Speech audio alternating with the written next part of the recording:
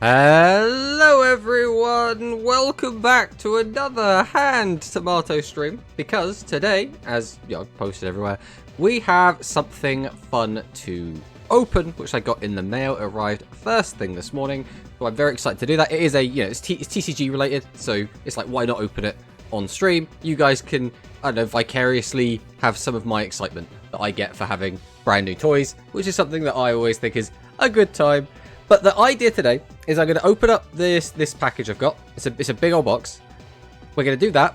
Once we've done that, we're going to do our little bit of yap. You know the deal with these streams, right? We do a little yap. We do a little bit of talking, and then we sometimes actually play games. But I want to today talk a little bit about obviously the OCG cards that are coming out, and then I did want to talk a little bit about quote-unquote monster tamer and hobby games, which like Yu-Gi-Oh kind of fits into, because I was thinking about doing like a tier list at some point. Not today, we're not doing a tier list today, but doing a tier list at some point for it, and I couldn't find one that was pre-made because I didn't really know what to search, right? Because it's like, is it a monster tamer? Is Yu-Gi-Oh a monster tamer? Is it just a hobby game? The hobby gamers and monster tamers, are they kind of in the same ballpark? Who even knows? That's what I want to talk to you guys about. But beyond that, we will actually be playing some character duels. We are 100% before the stream's done. Even if I have to run over, we are playing some character duels today because I want to play as Kaito. I want to try out the new decks that we've got on that, and we want to start getting our like character, what are they called? The points you get for winning, and then you can exchange that for gems. I want to start getting them. So that is the plan for today. That is the plan for today. Also, there is going to be a bit of a story, I suppose, with my package, but we'll get to that when we get to it. But first things first, before we jump into all of that, let's say hello to everyone in the chat. We have the Dr. Alex with the first. Hello, Dr. Alex. We have Darth Victor with the bar. Hello, Darth Victor. We have Islet. Welcome on in, Islet. Only in and out because I got shit to do and got own stuff later, plus at work. Well, thanks for dropping by, Victor. I will say, if Victor is like, I don't know if he's listening or whatever, I think there is going to be something in my package that will probably appeal to him, but we'll see that when we get to it. We also have a Monosync in the chat. Hello, Monosync. And it is a little bit awkward for me to type at the moment because my keyboard is all the way over here, but we can get there. We'll do exclamation mark mono in the chat. We've always got to give a shout out. And Monosync, as well as Volt, did cast their first Pal World TCG tournament, or I guess OCG tournament, because it's official card game, but it was a cool time. I didn't get to watch 100% of it, but I did have it while I was while I was working, and it looked like a good time. It is a card game I do want to get into a little bit of deck building. I haven't really played much though. We have a human Portuguese dub fan. Dude, I'm first trust real. Just if we just gaslight everyone into believing it, and they believe it, isn't that basically true? Like realistically, the hands are talking. Yes, Monosync. The hands are talking. I can't do this very well, but that'll work. They cut Tomato's hands off and are playing with them. Exactly. We have Duan in the chat. Hello, Duan. Thank you for watching. I mean, it's always a pleasure to support the mono content. Always a pleasure. But so I have the package. It's on my lap at the moment. We're not going to put it on screen for a sec because it will become apparent why. Now, originally, I went to my local game store. I was like, I'm going to pick up the One Piece starter decks, right? I wanted them. They didn't have them. I looked online everywhere. I could not find anywhere that stocked them. And the few places I did see that stocked them, they had them for ridiculous prices. So, this is the box that came. And I think this is quite ironic because I wanted One Piece. Now, I'm going to tell you now, this box has nothing One Piece related in it. It's just really ironic that they gave me a One Piece box when I went searching for One Piece and had to give up on my dream of finding the One Piece. So, this is not One Piece. It's just they sent it in a One Piece box, which is really funny. Now, I also said, when I went to my local game store, we said this on Sunday probably, that they had other starter decks, and the starter decks were really expensive. And one of the things that they did have there was several starter decks which were like about 15 to like 20 quid. And I'm like, if anyone doesn't know, that's around 15 euros or around $20, right? And it's not great. It's not great. Things are getting more expensive. That kind of sucks. But I went online and I did find these. And so I'm going to open these now and we're going to take a look at what I did manage to find. So, now these as well, I will say immediately, I got for a really good price, which is part of like why I was really happy to get these. But we'll see if I can actually open this properly. Looks like we've missed a little bit there. That's fine. slowly open the box. I always manage to, like, just miss a really, really tiny bit of these. Every single time I open them. There. One moment. They've put my address right as you open it up. Right, we'll get rid of that. Now, as long as they haven't put it anywhere else, we are completely fine. So. We have a whole bunch of packaging. Which is all going to go on the floor. I know you can't really see this very well right now, but I'm covering it up just in case. I'm just going to have a quick nosy. Make sure, yeah, everything looks fine. Right. So, if I move this a bit closer, you can see what we got. So, first things first, before we get into the meat and potatoes, whenever we buy anything, you always have to get your trusty sleeves. We always get some sleeves to put everything in, right? So, it looks like we're going to completely get everything straight away. So, we have here, first off, we'll grab this. This is probably, for a lot of people, the more exciting one. We have a Digimon starter deck. This is the starter deck Digimon Data Squad. Or Data Squad, depending on whether you're British or not. So, I have never played the Digimon card game. I've seen a lot of cool stuff about it. And I was like, I'm going to grab these because I want to play the Digimon card game at some point. And these decks were a steal. So, we got the Digimon Data Squad, and we got the starter deck Digimon Beat Break. So I thought this would be a pretty good jumping in point. These are both like anime themed starters. Obviously I've watched Beat Break. I have not watched Data Squad, so I don't really know the gist of this, except this is the one where they punch Digimon in the face and he has Shine Wargreymon. That is about what I know about it. I know pretty much everything about Beat Break. I'm probably about 8 to 12 episodes behind on Beat Break, so like I probably should catch up with that. But these were fantastic because these were less than £10 each. These were, I think, one was $9.50 and the other one was $9.99. So about a tenner each, which is good. That is really good value, especially because if I bought these in the local game store, this one wasn't available and this one was $15. So I'm just really, really happy with getting a really good discount on that. That squad mostly focused on burst evolutions, which were basically powered up forms on top of megas that weren't counted as ultra level. And the other box is the most recent series that's been airing. Yeah, I've watched this one, so I know about this one. I've seen an episode of this one. But I figured these were also right next to each other. So if you see at the top here, you probably can't see them very well. But it says like the number of product they are. So one of them up here is 24. And then this one's 23, which says up there. So these are like back-to-back starters. So I figure the power level of them is probably going to be around the same. I don't know if that's actually true or not. But that's the logic I went with. And I was like, well, I already know the Beat Break stuff. So it's like, I'll have a bit of like emotional investment into that already. Now, people who were eagle-eyed probably spotted the other things I got. So this is the HoloLive card game. Which again, the reason I got these were really, really cheap. These were, again, about £10 each, which if you look for them anywhere else, they go for about like $16.50. So that was a really, really good value. And these are two starter decks that have just, I don't know if they've just come out. I don't really do much research into these. I just want them because they were cheap. And these are another card game that I know a lot of people are really, really into.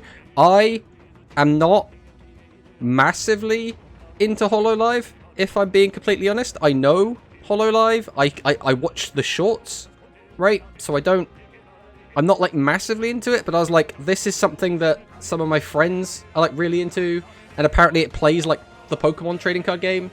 So I was like, we'll get them. We'll see what's going on with it. So I know the characters. This is Bijou. This is Shiori. This is Elizabeth, and this is Gigi. So I know the characters. I know enough about them that I can like get references and stuff. So we'll see what happens with that. But yeah, I'm gonna be playing with these. So this is my thing. We got HoloLive and we got Digimon, which for me is quite exciting. I'm gonna try out some new games. What I wanted as well, because ironically, the two games I wanted to play, right, was Pal World and One Piece. Those were the two that I was like, I'm gonna look everywhere and see if I can grab them. It is nigh impossible to find the latest Pal World and the latest One Piece starter decks, which again are the two games I wanted to play. But after I couldn't find them, I was so dejected. I was like, I want to get something. I want to play with something physical. So we ended up getting Digimon and Hololive instead. So it's like, I find it really just funny that I was like, I'm going to go and play these 2 games. Oh, I can't play these 2 games. I guess I'll get the next best thing. But Digimon, people tell me the Digimon card game is really, really good. Obviously, we have Elysian, which should be out this year at some point. So we'll see what happens there. And if I can, like, learn the game off these, that should give me a good, like, head start into that. Because obviously playing digitally is going to be, like, the preferred way to play. I don't really have much of a local scene, which means it's kind of a bit of a pain to actually do anything with them. Hello, Ursus. Welcome on in, or VTubers in general. Digimon TCG, exactly. There is another card game that recently came out. The main problem, it's not a TCG, it's just a straight up board game right now. It's called Alphabet War. I've never heard of that. The other problem I have with TCGs, it is a lot easier to get into a TCG if it is attached to an IP. Now, to some people, that might seem like a bit of a disappointment, right? But if you have a vested interest in the IP, it's just so much easier to go out and buy something that you recognize. Like, Shine War Greymon here, I might not have any, like, big attachment to, like, this anime. Like, specifically, Data Squad. But I've played with this guy in the Digimon games. Like, I've seen him in Digimon Story, you know, like Time Stranger and the older Digimon Story games, right? So, like, I have a level of investment into this, and I've watched the Beat Break anime, so I'm already quite invested into this as well. So, it's quite easy. As well as even this Hololive stuff, right? Like, I watch clips of these VTubers, right? So I have at least some vested interest in it. Whereas if I saw, like, a non-IP card game, I think I'm less likely to pick it up, or less likely to give it the time of day, because I just don't have that, like, emotional investment in it, right? You want Power World and One Piece, Tomato, a Scalper. I just wanted to play the cool games! So, Power World TCG looks really, really fun, as well as it has just literally come out. So it's like getting in on Ground Zero, which is really, really cool. One Piece, I'm actually currently trying to catch up with the anime of One Piece. Very, very slowly, we're getting through it. But I'm slowly getting through it, and One Piece is one of my favorite shows. So, like, I wanted to just play the card game. I like card games, it's an IP I like. We'll see where it goes, sort of thing, right? Elysian comes out at the end of the year, sadly. I mean, that's still this year. That's better than next year, right? Which is more real, One Piece Treasure or Elysian releasing this year? I mean, I'm gonna just choose to believe it is coming out this year until I'm told otherwise. That is my current, like, view of it. Hello, Corey. Welcome. How is your day so far? Today is going quite well. Obviously, I've just got some new toys. I've got my Digimon cards. I've got my Hololive cards. By the sounds of it, chat doesn't really like my Hololive cards. But watch me play both of these games and be like, actually, the Hololive card game is way more fun. Like, I genuinely have no basis for that outside of it being really funny because everyone seems to really like the Digimon cards and no one gives a shit about the Hololive. But I'm going to play the Hololive. Again, worst case scenario, it's bad. I don't like it, and I've only spent, like, 20 quid on it. It's not the end of the world, right? Best case scenario, it's really, really fun, and I get into it, and then I become a Hololive person. You never know. We'll see what happens. But yeah, it is, other than that, it is very warm, again. Heat waves are coming and going. It is actually going to get a lot warmer tomorrow. It is already very, very hot today. But tomorrow and then the day after, I believe it's going up another 6 degrees. And then it'll crash it back down again. So my plan is I'm not actually planning to stream on Thursday because it's just going to be too hot and I'm just going to be uncomfortable. So I was like, if I'm not going to be having a good time, there's no point in trying to force myself to stream.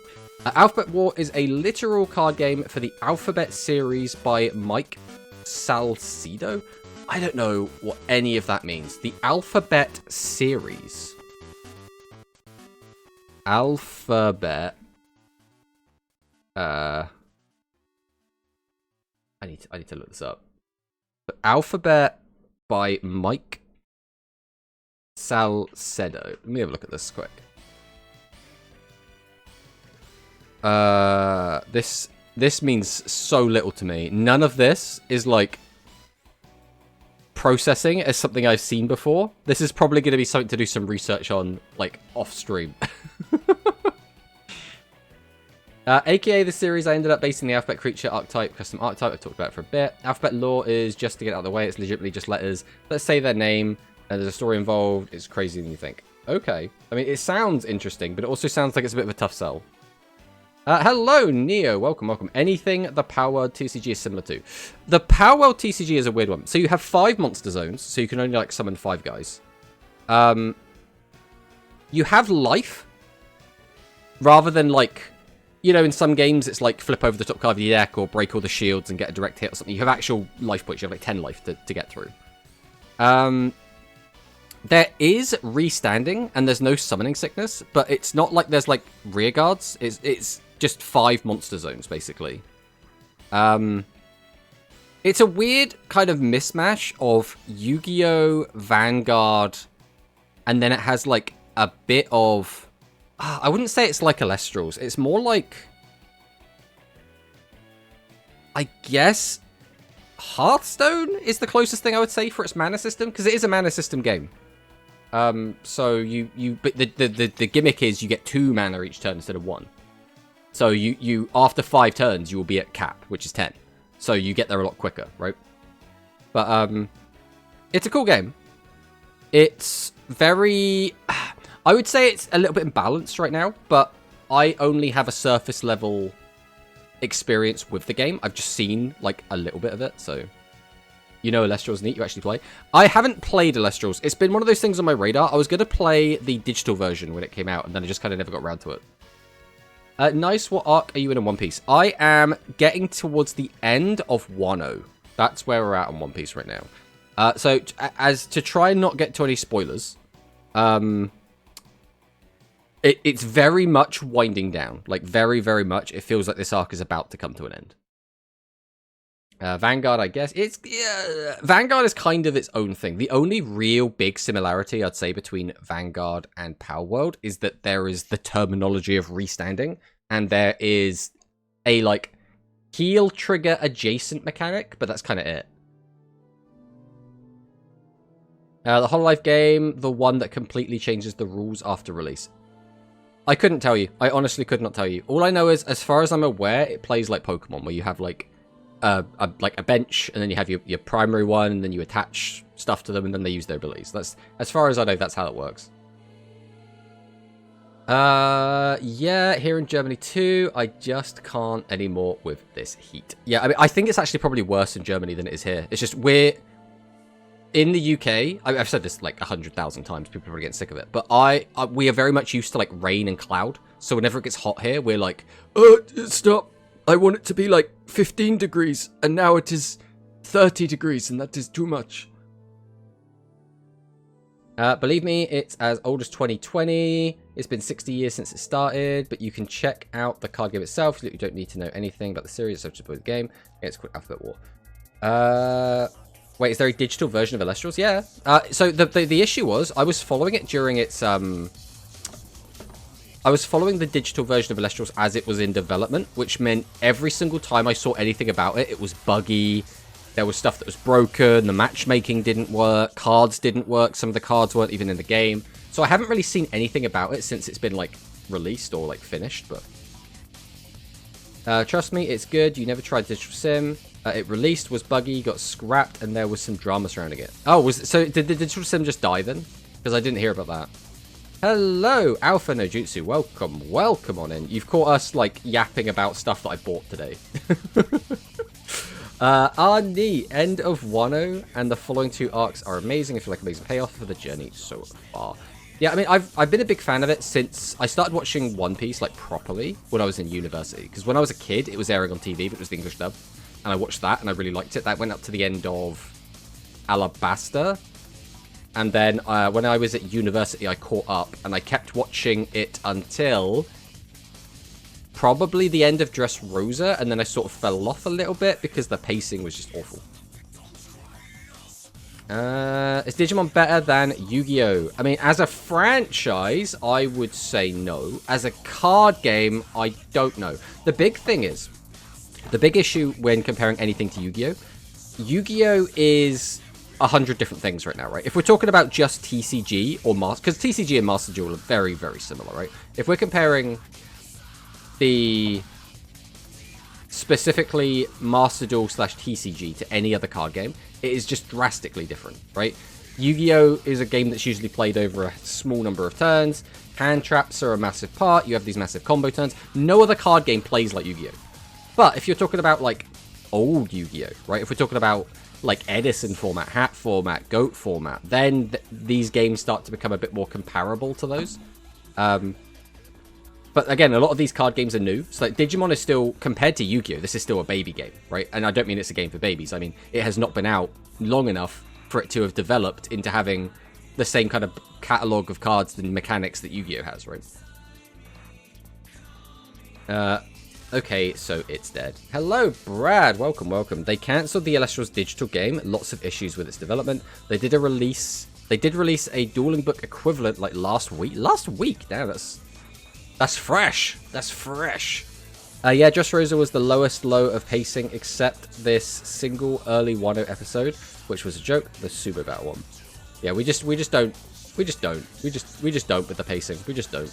But I'm very happy I've got these. I don't know if there's like, I don't know if inside these there is like, you know, like in some of these they'll give you like a booster pack, or they'll put in like a random chance to get like a shiny card. Some identical cards. The packaging illustration made different. Bandai does not assume responsibility. If you have a question when playing the game for the first time, please check the rules. It doesn't say there's any kind of like randomness in it, but I don't know that, right? Yeah. Let me try and open this, and then we'll see if there is anything inside. Because it's all fun and dandy to, like, you know, have the product here, but it's also really fun to look at the actual cards themselves, right? So let's take a look and see what's going on in here. So we already have a lot of guff. I need that Duel Links map. Yeah, this is a really, really cool map. Like, I personally think this is like my favorite. I actually took this to a Magic the Gathering pre-release, and everyone was asking me where I got it, which is funny because at a Magic the Gathering event, usually people don't give a shit about Yu-Gi-Oh! Is this just like a bunch of guff? I'm gonna assume this is guff. Look, this is a really nice little box to keep your cards in. And then we have our Digimon cards. Let's see what we got. I guess I'll put them up here. So we have Kekomon. We've got a bunch of Kekomons. Lyomon. I don't recognize this one. I assume this is going to be like a in training form of one of the other ones. Although it's level 3, so that usually means it's a... I don't know enough about the Digimon card game to tell you like if these are like rookies or whatever. I'm pretty sure Kugamon's a champion, so this is going to be the Digivolved form of Lyalamon. We got 4 of that as well. We got Murasamemon, who is big in the anime. He's kind of like the big badass one. Ooh, Haba Kirimon. I don't know what this is. I assume this is, you always just get these as foil in these. I don't know if there's like a random chance, but they're not, they're like too shiny for the camera. The camera like doesn't know what to do with them. We've also got, oh, a bunch more foils. We have 2 copies of foil Gekomon, which again makes sense. We've got his Digivolved form, Armalizamon. We've then got the Digivolved form of that, Monarch Lizamon, which again, all in foil. Then we have another 2 foils. This is... Who is this? It's really not liking this on the camera. If I do this, I'm trying to make it focus, but it really doesn't want to. Atratsumon? I have no idea who that is. And we got some more. Again, I don't know if... I assume there's no, like, randomness in these packs. Because, like, the same cards seem to be foil all throughout. We got E-Pulse. Oh, and then at the back, it looks like we got some cool shit. What's going on here? What am I looking at? Oh, look at that. Just loves to reflect everything. Garnet Memory Boost. Okay. We have Wisteria Memory Boost. Amber Memory Boost. Jade Memory Boost. Sepia Memory Boost. Grape Memory Boost. I don't know what any of these cards are, by the way. But yeah, we got some cool stuff, I guess. But hello, Serena. Welcome on in. Pretty decent flow, not amazing pacing, but a good one-to-one manga and adding animated extensions to scenes. I need that Duel Links, Matt. Reveal the cardboard. Looks cool. Habakiri Yu-Gi-Oh! PTSD. I won the 6th anniversary playmat years ago. It looks so good. Never forget Habakiri. Alright, so I don't think there's any randomness in those. Let's take a look at one of the HoloLive decks. So, I remember Serena specifically said that she liked Shiori. So here is the Shiori Koseki Bijou deck that we will open now, just for the benefit specifically of Serena.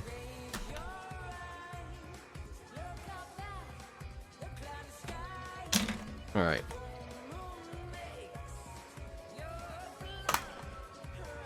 Let's see what this box is looking like. We can actually compare like the contents of the boxes.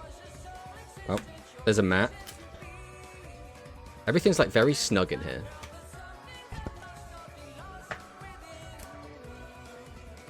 We got punch out counters or push out counters.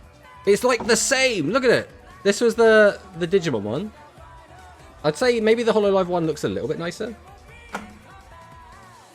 Immediately at the front, we have Shiori Novella. What knowledge can be attained once per turn? Oh, we're slowly drifting away. If this Holomem downed your opponent's Holomem, I assume Holomem is like the name of an idol in this. Return one support card other than limited from your archive to hand. There's so many words here. Could you refrain from underestimating us? Deal 10 special damage. Again, I'm going to have to work out what these rules are. But let's free them from their plastic prison. And we'll have a quick peek. So we have the Shioris. We've already looked at that one. Then we've got Koseki Bijou. Join Bibu in the game. Draw one card, then you may archive one cheer from your stage. This is the other weird thing. When you get card games and they're just like, we can't just use the word deck, right? We can't just use the word hand. We have to be like, no, we have a stage and we have an archive. And it's just like, I get it. It's like, it's thematically appropriate, but at the same time, it's like very confusing. Holomem is like a Holo member, I guess. Yeah, I assume so. What's the other one? Behold the Sparkle. The arts requires -1 for each different color among... As far as I know, this plays basically like Pokemon. So you can probably tell just by looking at it. They look like Pokemon cards, right? You have like an energy cost. You have like the ability. You have the damage. You have a HP value. You have like a stage. Like it's basically the Pokemon trading card game, right? Let's see what else we have in here. So we have another Shiori. So the Archiver.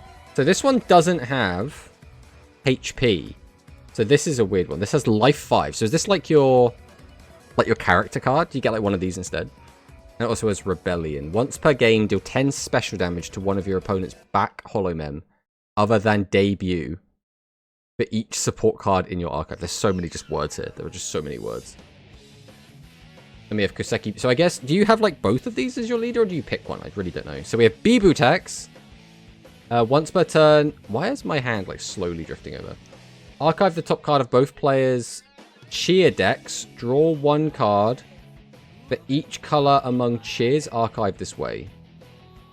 Sorry, I'm reading if you say so. We have another Shiori. So this is a debut. So I assume this is like a what do you call it in Pokemon? What do you call like the base form of Pokemon? Like the unevolved ones. Basic Pokemon? Is that what they're called in the Pokemon card game? Even though no idea what these cards do. Yeah, that's basically what we're looking at the moment. So this is Shiorin.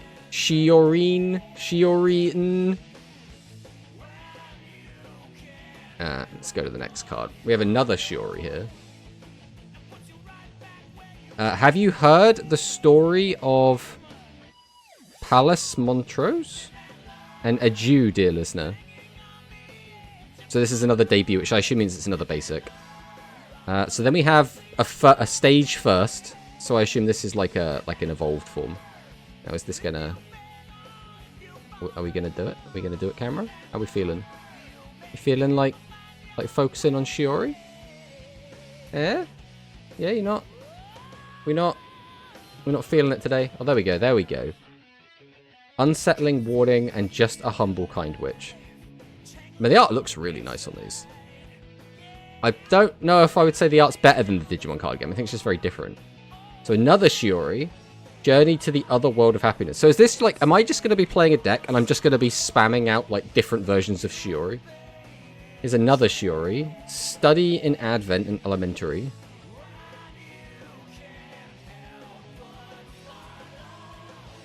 Alright, here's a Bijou. This is a debut one. Kira Koseki and Bon Bijou.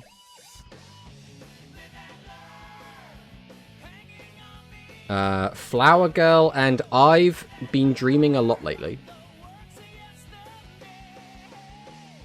Happy Family and that's what I'm grateful for. The Fading Radiance and Your Princess Awakens. Oh, there's also the other ones as well. So this is Narissa Ravencross, The Transient Blues. So this is a debut and does 80 damage for a basic. I think that's quite a lot. At least, you know, in Pokemon terms, that'd be quite a lot. We have Mokoko Abyss Guard. Happy Puppy Mokoko. I totally mean it. So this is one of the twins ones, right? If all Holomem on your stage are Holomem with something. Holomem at the bottom of the deck, draw 2 cards. Have a look. If they're all Advent, you may return one of your back debut Holomem to the bottom of the deck and draw 2 cards. I mean, that sounds good. Especially because this entire deck is going to be Advent, right? Then we have Fuwawa. So this is the other twin. Happy Puppy Fuwawa. And I totally mean it. Let me read this one. I can leave one there. If all of the Holomem on your stage with Advent, you may return one of your back debut Holomem to the bottom of the deck. Send the top card of your cheer deck to your Holomem. There's so many just words here that just mean so little to me. We have Harusaki Nodoka, who just draws 3. So I guess this is like our Bill. Except, you know, Bill only draws 2. But we have a normal PC, guys. Oh, guys, just the normal PC. I mean, we have Retro PC. Completely different cards. Friendly PC. I don't even know... Why do we have so many PCs? So that makes you my enemy. We have Advent, limited usually only once per turn. So this is like what they called supporters in the Pokemon TCG. Only be used if you have 6 or less cards in hand. Look at the top 4 cards of your deck, reveal any number of Holomem with Advent, and then add the revealed Holomem to your hand. Okay. A group of criminals that escaped from the cell. And then we get to our energies, it looks like. So we have Geo. This is some sort of Digimon. And we have... These ones are cheer. So these are blue cheers. And we have purple cheers. Okay, so this is like a blue-purple deck, I guess. And these are our energies. Okay. I mean, there's some cool stuff in there. Again, I don't know how to play the game yet. I'm just going under the assumption it is just Pokemon. Which means a lot of that kind of makes more sense to me if I look at it through like a Pokemon lens. But we're not going to bother opening the other ones because it's all going to be kind of the same, right? But yeah, we have Hololive. We have Digimon. I will play with these at some point and I will get back to you on which one was more fun. That is the current plan. I don't know if I should sleeve any of this. I don't know if it's super relevant to sleeve it immediately or not. Because I don't think these are going to be like big collector's items or anything. Or they're going to like appreciate in value. But let's try and catch up with chat after we did our little look through. Let's go. Holy, the art looks so good. Holomem's like Holomember, I guess. You also looking at OCG Rush stuff today. Some pretty cool cards and some less cool. Yes, we are going to be doing that in a minute. That's like zombie shows and games refuse to call them zombies. Yeah, kind of, right? Kind of. What even was that emote that Serena posted? Oh, the stare. I see. Pretty nice art. The boys calling superheroes soups. Even though no idea what these cards do. Watch out, the soups are coming. The outfit looks cute. Oh my god, Larissa mentioned. Yes, we got to see all of the Advent guys. So let me. I mean, I'm gonna have to like sort this out quick. We'll go to the Be Right Back screen, but this is just me like trying to put my desk back to normal so that we can continue the stream. I've got to remember how exactly my camera is positioned as well. I'm sure that'll probably be, like, roughly fine. I don't think it's going to be a big deal if it's a little bit off-center or something.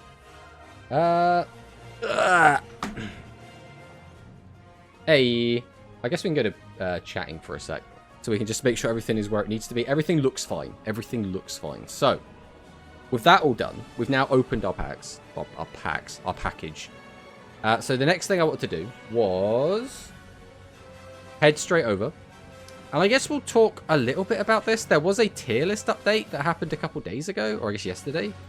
I don't think there's tons to like talk about with this. Valmonica and Branded still tier 1. Snake Eye went up to tier 2. I think this was like not even on the tier list or like in high potential or something last time we saw it. So the fact this is now in tier 2, it's like quite big, right? So Snake Eye moves up to tier 2 due to its strong adaptation to the meta. It is now being played with board breakers and tries to stall turn 1 with Lyrilisk Assembled Nightingale. This is a dinosaur card. Don't let anyone tell you otherwise. This is a dinosaur card. Snake Eye can use Assembled Nightingale to guarantee its survival while establishing follow-up. This allows the deck to focus on going second. Actually, I wasn't playing... Was I playing Nightingale? No, I was playing Nightingale and I was playing the other one as well. Blue Swallow, I think it's called. Snake Eye's ability to play board breakers like Mind Control, Hatred Aid is really amazing. Also thanks to Nightingale and Sinful Spores of Betrayal to protect against Droplet. So pretty much Nightingale is guaranteed to resolve and you'll be able to win on your turn 3 follow-up. Oh my god, British man. Hello, a human. Welcome, welcome. So Centurion goes down. And that's the only other thing really here. Centurion is down due to its poor adaptation to the current metagame. Its best current combination is with Bestial. So I assume this probably doesn't make Serena super happy, because I'm pretty sure Serena was really, really happy on the Centurion deck before. And yeah, I wanted to ask today if you could look at the TCG OCG speed reveal after the Rush stuff, a new theme called Xeno Vader. It's weird but unique. Okay, we'll take a look at it afterwards, I guess. That's fine. And then Blackwing's off the list, and I don't think anyone gives a shit because they didn't have any messages there at all. No comments on my D hero is still up there. Ooh, got some spice going on there. Yeah, it sucks that I've moved to Centurion Bestial. It feels kind of better. I assume Bestial is just Centurion Bestial, but these. Big old sneeze, big old sneeze. It looks like the default one isn't using the Centurion stuff. Oh no, it is. It definitely is. There's Primera, there's Trudea. Although it's kind of using it more as like, I don't know, like an engine? Either I haven't played the deck, so it would be a bit difficult for me to comment on it, but interesting nonetheless. So, we haven't really had that many tournaments for Rush guys. There's a bit of a lack of interest from tournament hosts to run them. There's a bit of a lack of interest for tournament players to play them. Probably something to do with Worms. Like, it might have something to do with Worms. It might have something to do with Worms. But let's not start pointing fingers, okay? Fundamentally, not a lot to talk about in the Duel Links meta at the moment in terms of Rush. So we'll just move right on. So, let's talk about some of the cards. Must be the wind. Exactly. Exactly. So there is no Out to Infinity with Ein Sof Ritter. So let's take a look. Level 3 Water Machine, 1200 attack. During the turn this card was normal summoned, you can send this face-up card from your field to the graveyard to choose a level 4 monster in your graveyard and special summon it to your field and face-up defense position. So, what do we do with this? So we give this up, then we grab a level 4 monster in our graveyard and special summon it. So this card gets to be any level 4 from our graveyard. I guess you could just treat this as Legend Strike, because Legend Strike fundamentally does the same thing, right? It just lets you bring back a level 4 from the graveyard.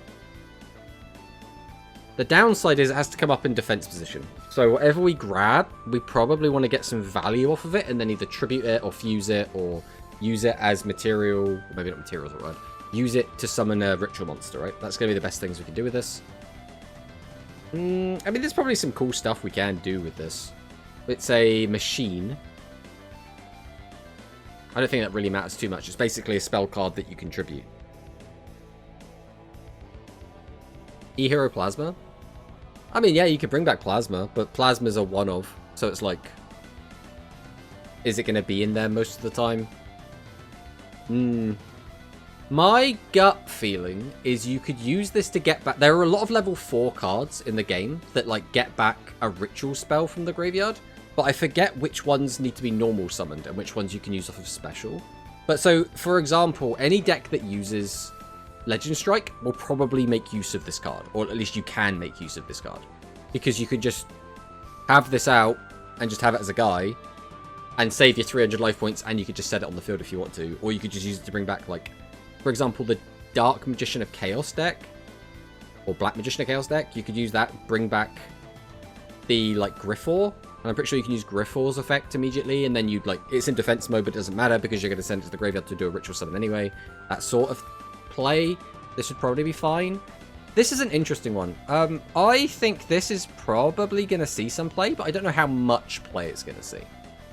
I think the monster coming back in defense position is going to really matter sometimes and is really not going to matter other times. So I think this card has potential to see a lot of play. Don't let Sack know this can bring back any Gradius monster.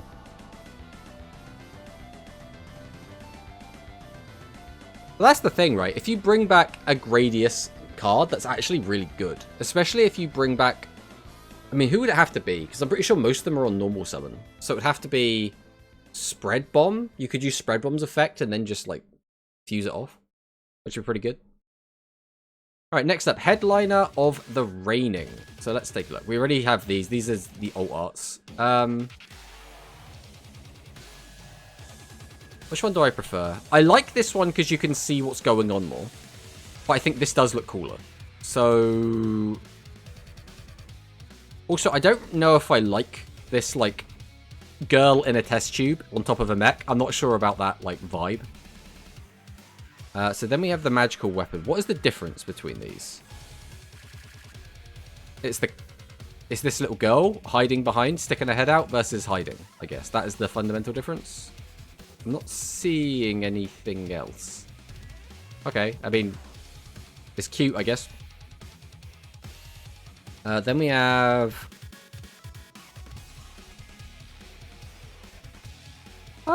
which artwork looks better? This one's, like, cuter, right? But this one looks more badass. So, I guess it depends. Mech powered by Worm Girl. Exactly, it's a bit weird. It is a bit weird. I mean, yeah, the arts look fine. Realistically, there's no new cards in here. Terminator Girl. Is it a Terminator Girl? Or are we talking about her? Because, to me, this is more like, Persona 3's... Oh, what's her name? The blonde girl. Begins with A. I can't remember her name. It's more like her. Is what that reminds me of. Alright, get fit with Healthy Olivia. Aegis. There we go. Thank you, a human. It's good to see there is a man of culture in here. This is a wild short, by the way. What is going on here? I kind of... Oh, loud. Let's click this. Right, that's a good volume. I want to watch the original of this.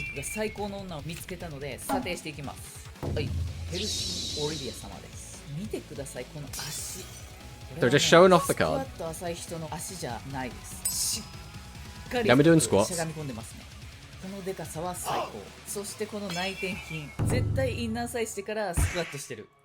Doing more squats. I should be just talking about her physique. Brand watched these 10 times. この白さでこの筋肉の見え方っていうのは体脂肪率がかなり低いです。で、聞いてくださいよ。この見た目で筋肉じゃなくてレス場で勝ちに来るらしい。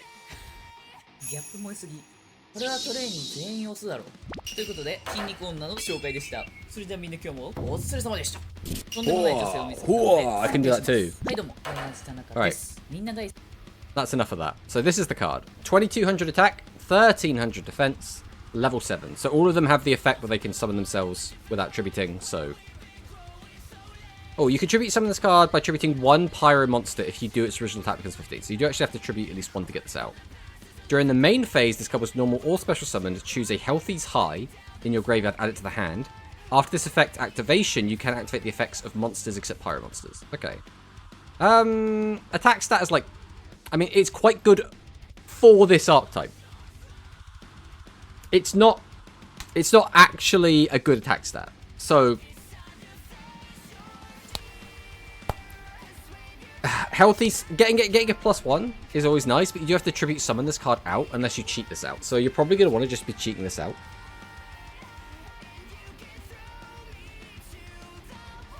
Mono went with the JP name. Oh, hello, Hunter. Welcome, welcome. What is that? We're watching... Well, we're watching. We're looking at the new Rush cards. That's what we're looking at the moment. Why does this theme has to suck so bad? Maybe something will come out that just makes it all make sense. And we'll be like, wow, okay, that's how this archetype is meant to work. Right, I am briefly going to go to the Be Right Back screen because I need to blow my nose. So we're going to do this. I'm going to mute my microphone. I'm going to blow my nose so you can't see or hear it. And then we'll get back to everything.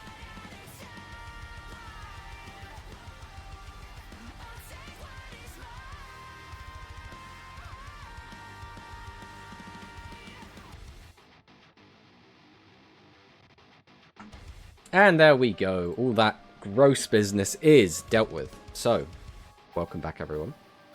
I got on when the Japanese woman was on. Don't worry about the Japanese woman, okay? She was just showing off the healthy card. It was this lovely woman here. She was just showing off the new card. Because these cards look great. Like, I think the artwork on these is actually pretty good. Alright, Shiver at the sounds of a piano heard after school. Okay, so this is like the... What do you call it? Like an urban legend? And this is, I assume, Mozart. So a level 2 dark zombie, 800 attack. Face up light and dark monsters with an original attack and defense of 0. Or defense of 0. On your field, gain 500 attack, cannot be destroyed by opponent's card effects.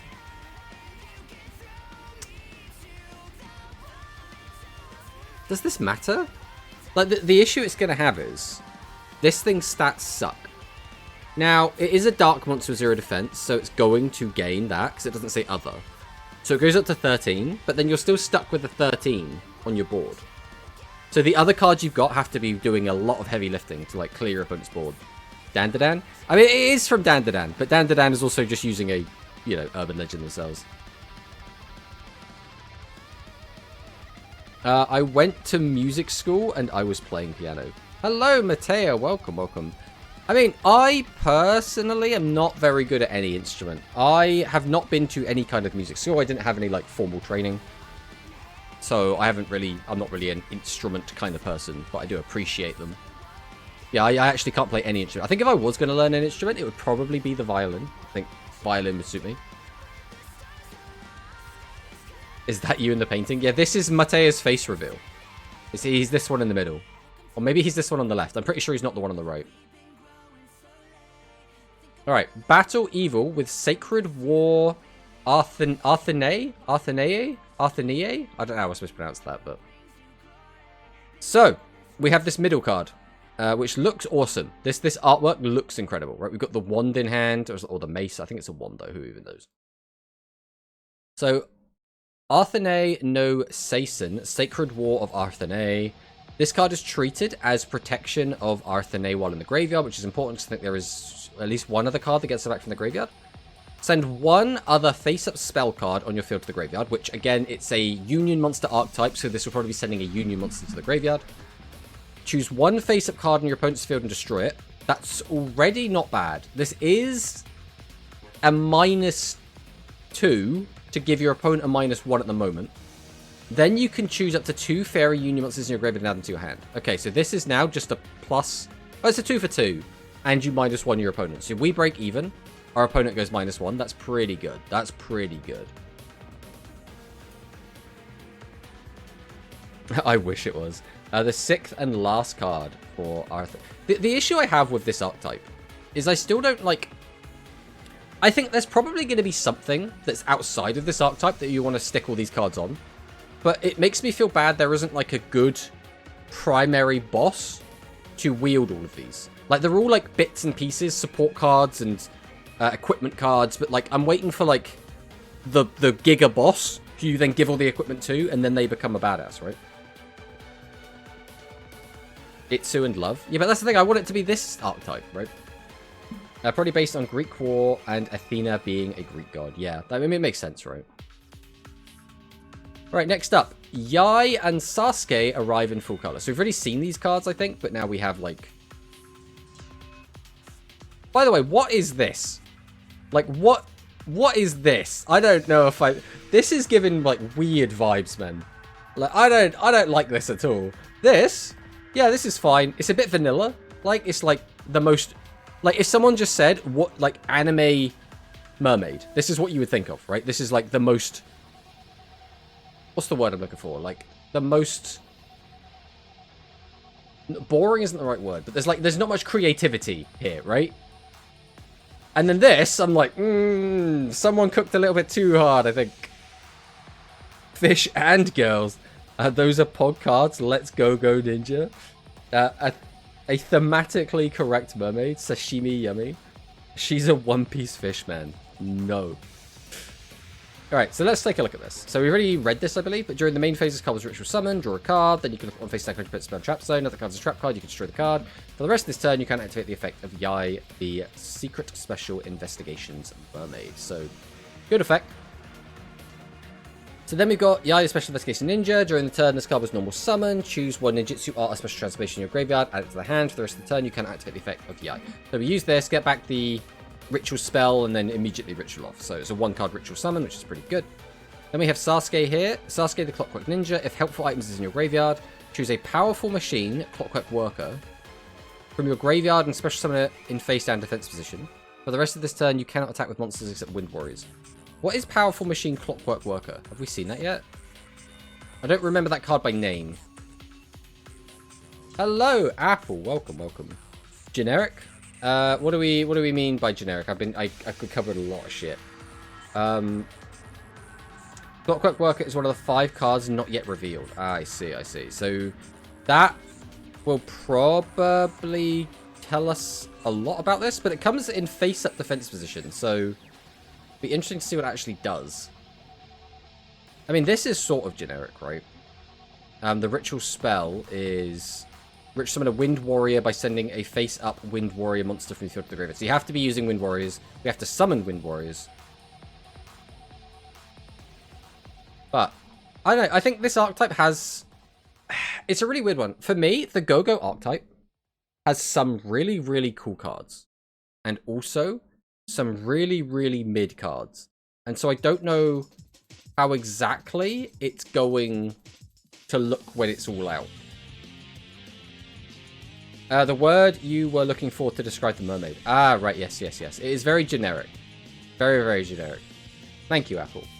Then a Royal Rebel Trap, Reshef Ritual plus its spell, and 2 random cards. Wind Warriors, they can work with Music Princess. They absolutely can. Absolutely can. Alright, last cards to look at. Let's finish getting fit with healthy. So let's look at these last couple of healthy cards. So we have this one. We've got like a tapir. We've got little girl in pajamas, but still with the number 3 because she's actively working. She's on like a cloud chair. What do you do? Level 7, 17, 13, you can normal summon this card without a tribute. This card's original attack becomes 1000. Send the top card of it to the graveyard. Choose one face-up monster on your opponent's field. Have it lose 500 attack to the end of the turn. If start boasting about your health is in your graveyard, then you can choose one face-up monster on your opponent's field and have it lose 500 attack. This is fine. It's not crazy. But we need effects like this to actually be able to attack over everything, because everyone's attack is so garbage. So this is probably fine. Another Star Protector reveal, a trap in your Discord. No article on the website. Okay. A throw thanks to good health. So shuffle 3 Pyro monsters from your graveyard into the deck. Choose one face-down card your opponent's spell and trap zone and destroy it. For the rest of your turn, you cannot attack with monsters except Pyro. This is fine. The downside is... you need 3 Pyros to use it. Now, this is probably going to be our primary shuffler, so that's not going to matter too much. But we do need to have a little bit of graveyard set up, and it is still just a 1-for-1. And it also still locks us, which is also a bit awkward. Now, the lock shouldn't matter too much, but I would imagine this card would have probably been better if we could mix and match it with other archetypes, and if a lot of the cards are xenophobic like this, it's going to be a bit awkward. Now, you could just play other Pyro cards with this, I guess. Maybe that would work out. So we have Start boasting about your health. So when your opponent normal or special summons a monster during your opponent's turn, Choose up to 3 face-up level 7 pyro monsters on your field and change them to face-down defense position. Then change those monsters to face-up attack position. Then choose one monster your opponent controls and change its battle position.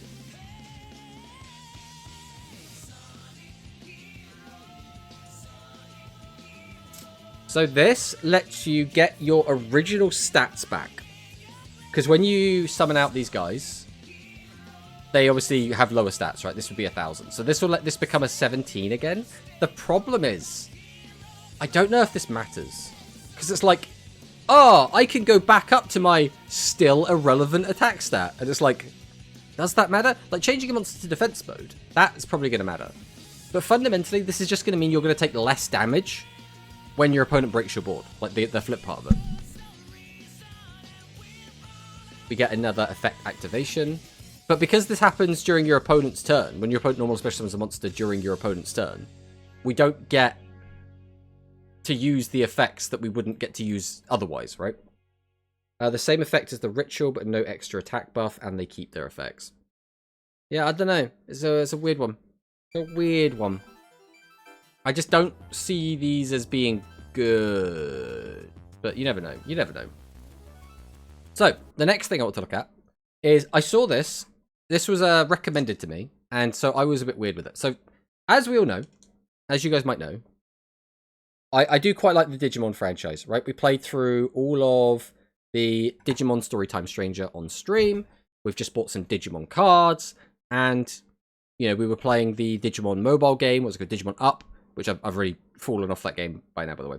As you know, we like Digimon here. And so there was an ad for a Digimon collab. And I saw it, and I was like, the animation to this was incredible. So I Googled it, found the original video. And I just wanted to watch it. It's very, very short. But before we go into that, this was one of their previous ones. So the other thing is, as far as I know, could you look at... Yeah, we'll look at it after this. If you remind me when we finish this little segment, Corey, we'll have a look at it. So, this is a... I don't know anything about the mobile game, so I'm just going to say it is a mobile game, which means it's probably not very good. Game called AFK Journey. But I just want to show you the amount of effort they put into these like collabs, because these are kind of crazy. So this is the one they did a few months back.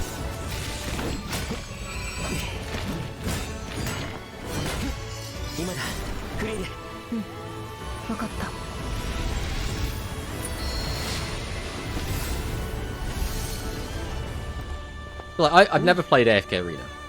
I have no idea, or AFK Journey. I've never played this game, so I have no idea what it's actually like. Or if the game's like predatory, or if it's just a good game. Like, I have no idea. But I was just like, they put so much effort into these videos. It's sad because you see this, and then you see Digimon Up, both AFK games. I mean, basically, yeah. I mean, fundamentally, Digimon Up is a... what do you call it? Not an auto battler. No, it definitely has auto battles. What's the word? Idle game. It's an idle game. That's it.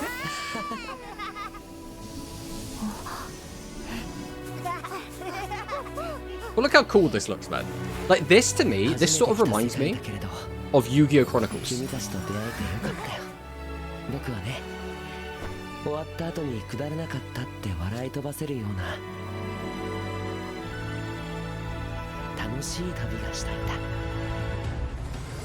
And then this is the gameplay, I guess? Like I said, I've never played this game, so I don't... Like, it looks...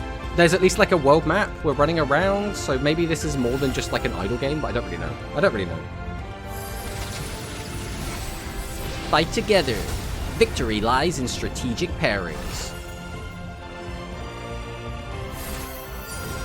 Conquer challenges. Build your way to victory. New heroes. Share equipment and levels. Anyway, so that was that one. And then I saw the Digimon one, and I was like, well, let's take a look.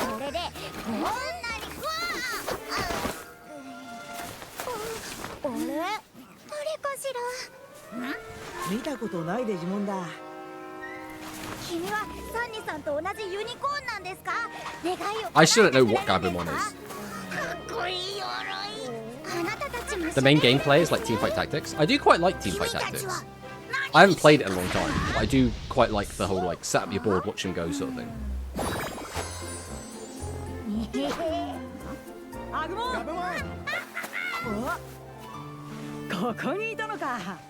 Look at how nice these 3D models look as well. Time to digivolve. Right, this was the first part. There was a second part, which I'm also going to put on now. Right, this is the last AFK journey video we're watching, by the way.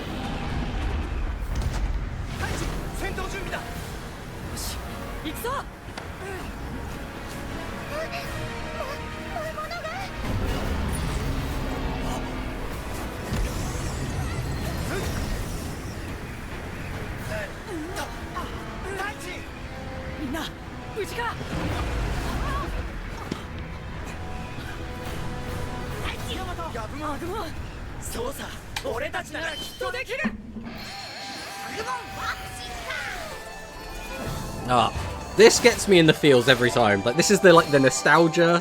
This is the music, the animation of the warp digivolution.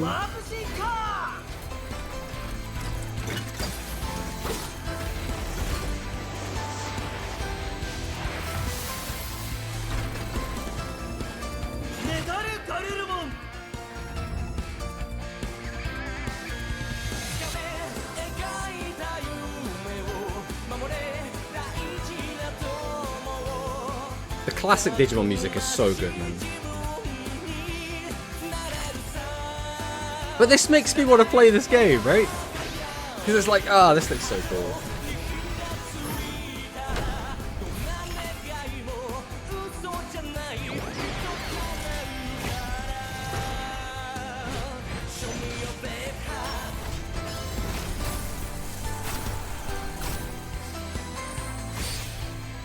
As long as we're together, we can overcome anything.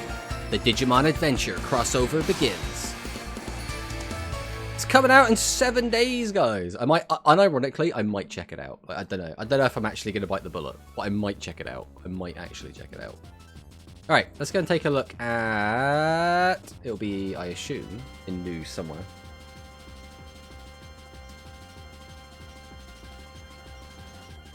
This is what I believe Corey wanted to look at. Let's peek. It looks cool, though I am always sad 2 or 1 Digimon characters get the focus. That's the way it's always going to be with every franchise, right? It's like in that free run campaign they showed. They didn't show, there was no Fern, there was no Stark, there was no Ison, right? There were so many other characters that just weren't involved. It's going to be the same as that. If they do a Pokemon collab, you know, it's going to be like Charizard and Pikachu and nothing else. That's unfortunately just the way it goes. Good music? Yeah, I absolutely love the music. Stop, I'm having goosebumps and I'm ready to cry. It's so good, man. It's so good. Here's the reminder for the theme. And that one rush trap. You remembered. Alright, so we have Rip Open the Veil to Unknown Vistas with Xenovanda... Is this Delta? I'm pretty sure Triangle's Delta. What impossible landscapes wait beyond the cracked corners of this false world? Let's look at the art first, right? Let's judge it entirely on its art before we start judging it on its effect.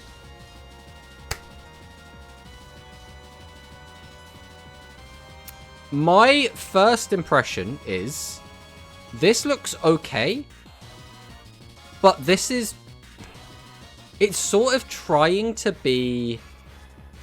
What's the archetype called in Rush with the rituals that go into the fusions? You make the ritual monster, which then like makes the fusions, and it's like the awesome like creepy looking guys, Mad Fiends. Yeah, it looks like Mad Fiends. It looks like they're trying to be Mad Fiend, but they're also like, it's like, what if Mad Fiends were Digimon? That's what this reminds me of, right? It's like we're still like in a different dimension, outer space, like kind of cosmic horror adjacent, but also I look like a Digimon, right? That's kind of what this vibe I'm getting is. So let's have a look. So this is Xenovanda of Emptiness Gehenna. So it's a Dark Psychic. You can only use this card... This card names 1 and 3 effects once per turn each. Okay. If you control no monsters, special summons come from your hand. Okay. If this card is normal special summoned, banish face down the top card of your deck. I assume that's going to be like their gimmick. They're going to do something with face down cards. During your main phase, you can add up to 2 of your face down banish Xenovada monsters with different names to your hand, except Xenovada of Emptiness Gehenna. Also, you cannot activate card or effects the rest of the turn except Xenovader cards or effects. That's quite a harsh lock. Also, is this the first time we've done stuff with face down banish cards? This might be the very first time. Rocket, is that you? Delta, yeah. In Digimon, I also tend to dislike the Pro Tags, though I love the one in Atmon, and in Tamers, I like the others. I actually quite like the Pro Tags. Like, of the original Digidestined, my favorite was probably Tai. Of the second wave, it was absolutely, but what even was his name? You know, the Vmon kid. I forget what his name is. In the third one, I think I actually, again, I think I prefer Takato. I think that's his name from Tamers. The fourth one, I didn't like it at all, so I stopped watching it. Even in Beat Break, my favorite is either the main character with Gekomon or the guy with Murasamemon. It's one of those two.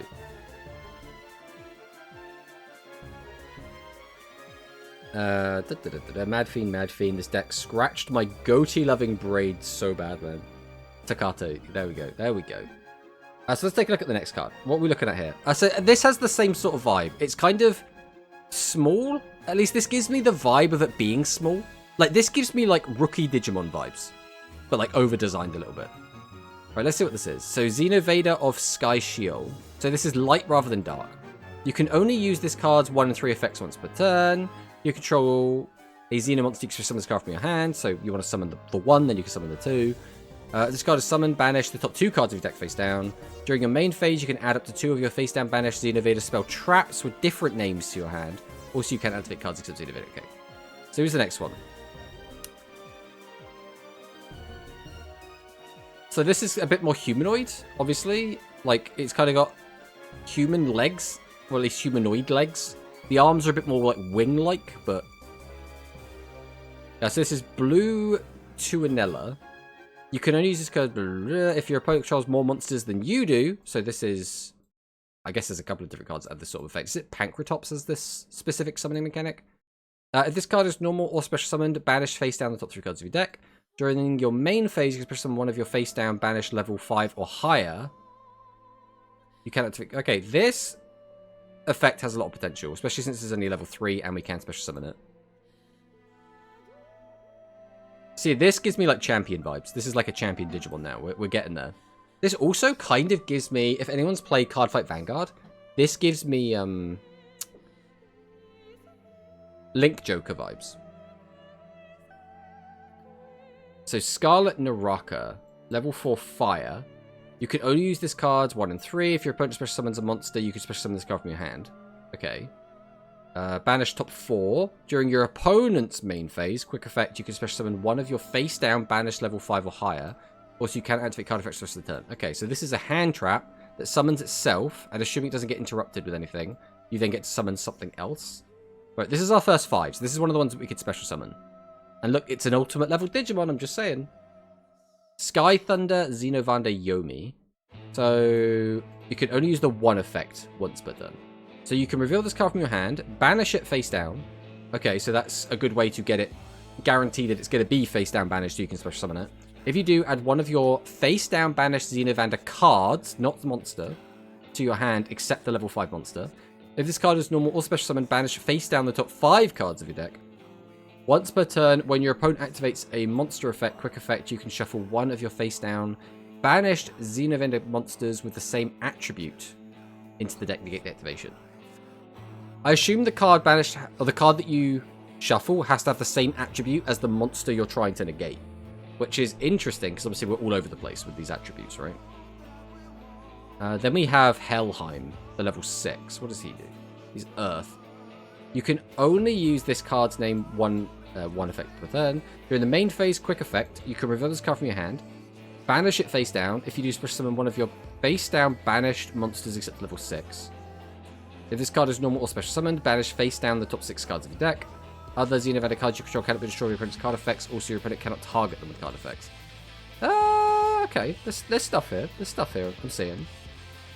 Right, so here we have the 7. So this is wind. So what do we have? Wind, earth, light, fire, water, light. So we double dipped on light so far. Alright, so quick effect, you can reveal this card and one other Xenovander card in your hand. Banish both face down, and if you do, draw 2 cards. That is a very good effect. If this card is normal or special summon, banish face down the top 7 cards of your decks. It's just equal to its level. Once per turn, quick effect, you can shuffle one of your face down banished monsters into the deck. Then you could shuffle one card your opponent controls with the same attribute into the deck. So this is like attribute matters, face down banish. You have a lot of ways to interact with the face down banish pile. Right, so here we have another dark one. This is the level 8. Emptiness Devouring. So if this card is normal or special summoned, banish face down the top 8 cards. Gains these effects based on the total number of face down banish cards. Cannot be destroyed by battle. Once per turn, quick effect, you can target one card on the field and destroy it. This is already very, very high numbers. Once per turn, during your opponent's end phase, you can add one of your face down banish cards to your hand. Skip both players' draw phase. Right, so the issue I have with this, if it's just these, this is a bit naff, right? Because this thing itself banishes 8, so getting to like 10 should be easy. Getting to 20 should also not be that bad, because, you know, this is going to do 8, so you just do 12. Every other card in the deck banishes, so that should be fine. Getting to 30 is where I think it might, in some games, be a bit awkward. Like, it's going to depend on how the actual play style is. Like, how often are we going to be using these effects? Are we using them, like, we spamming them? Because then it's like, well, what point are we going to run out of cards? And then, obviously, is both players skipping draw phases? Is that even a good thing? And 40 plus cards means, again, we're going to be playing over 40 cards in the deck, which might be the correct way to play this. I don't know. It's weird. Double for light and dark. Right, so Jaham is the... Right, so let's take a look at this one. So this is Xenovander Territory Valboss. This is their field spell. So if this searches cards, it is a modern field spell. Activate this card by banishing face down 5 cards from your graveyard and or the top of your deck. You can only use this card's one effect once per turn. During the main phase, you can add one of your face down banished Xenovader cards to hand, except... So this does give you a search, but only... It's like a weird search, right? You get to search a small pile of cards rather than your whole deck.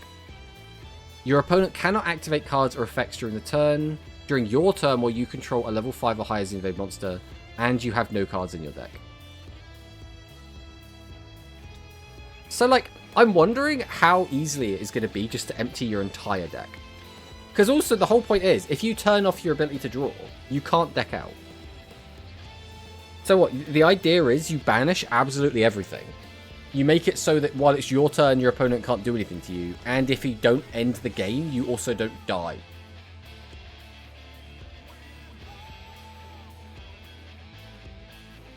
Like, say you don't deck out. I mean, it makes sense. It's just weird, right? Does it count your opponent's face down banish cards?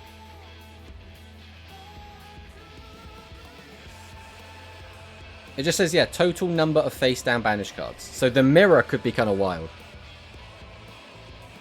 Very easy to get to 30 plus turn 1. You play with 0 cards in deck, you banish pile as your deck. 30 to 35 per turn, banish without much. It's weird. The issue is, again, if you like get stopped, right, and then your opponent is just able to like get rid of your boss, you might just lose the game. But I suppose they can cheat it out again, right? Because I think it's the 5 and the 6 are both... No, it's the lower level ones, right? They can just summon guys out. I think it was the 2 and the 3, or the 3 and the 4 could just like cheat out 5 or higher. Alright, let's look at the trap. Xenovader Judgment. Now, it has Judgment in the name. I'm expecting this to be a negate. If your opponent normal or special summons a monster, you can target one of them. Choose one of your face-down banished Xenovander monsters with the same attribute. Either add it to your hand or special summon it. Also, for the rest of the turn, you cannot choose the same attribute again with this effect of this card name, and you cannot activate cards except Xenovader cards. Once per battle, during damage calculation, if your Xenovander monster battles an opponent's monster and you have no cards in your deck, you can make that monster's attack become 0.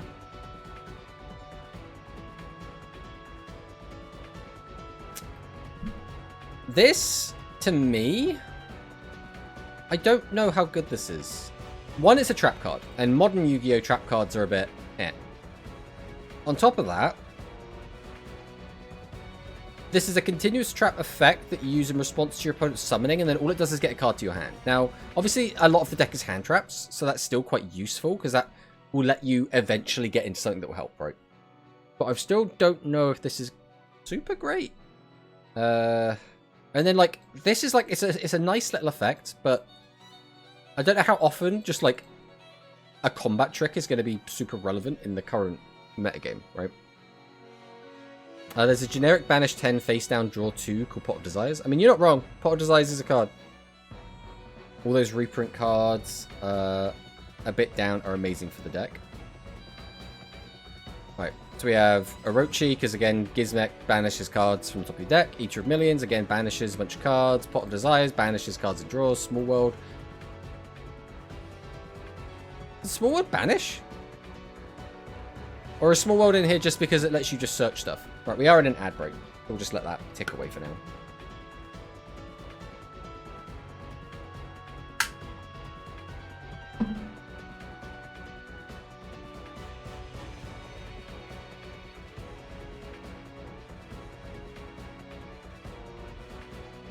Six, 5, 4, 3, 2, 1. Welcome back from the edges, everyone. Look, we did get hit with the edges. Now, the nice thing is that this deck is all gas, and hand traps can't really interact with it well, plus field spell protection. So I think it's doable, but you do hard lose to Pearly. I could also summon the attributes for interrupts, Small World banish face down. I've never actually played Small World, so I don't have a lot of experience with this card specifically. But hello, Alterius. I don't see the potential with this deck. Cool looking cards, but just looks ass. I think this is the kind of deck that is either going to be very frustrating to play against, and it's going to be like you're playing on like a completely different spectrum to how I'm playing the game, and therefore interacting with your cards is becoming very annoying. Or it's going to be one of those gimmick decks that looks cool on paper, and then in practice doesn't do anything. I think it's going to be one of those two extremes, because that's usually where things end up, right? I think it's a cool idea, and I think a lot of people will latch onto this deck as a, oh, it's like Yu-Gi-Oh! But different, and I get to kind of play in a really weird way. And people are going to really try to make it work. But I don't know how it's going to perform. That is the big question mark. It's just unique and have to not fuck up the combos. They're just going to be another Toon victim. I mean, potentially.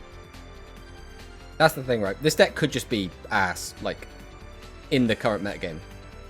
But it's cool that they're, like, trying it, and they're doing something weird.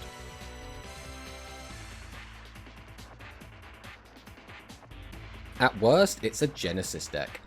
I mean, I guess. I mean, yeah, there's like no extra deck in here at all, is there? It's just, it's all main deck, which is kind of weird. I'm interested to see where this goes, but I don't know if that place it's going is going to be particularly good. That's the only thing.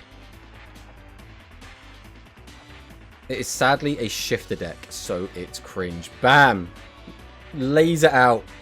The one thing I like about this deck is that it plays so differently to everything else, like Droll isn't a card, Ash isn't a card, etc. Even blankets some strategy to like Raise the Moon, and new deck got revealed as well.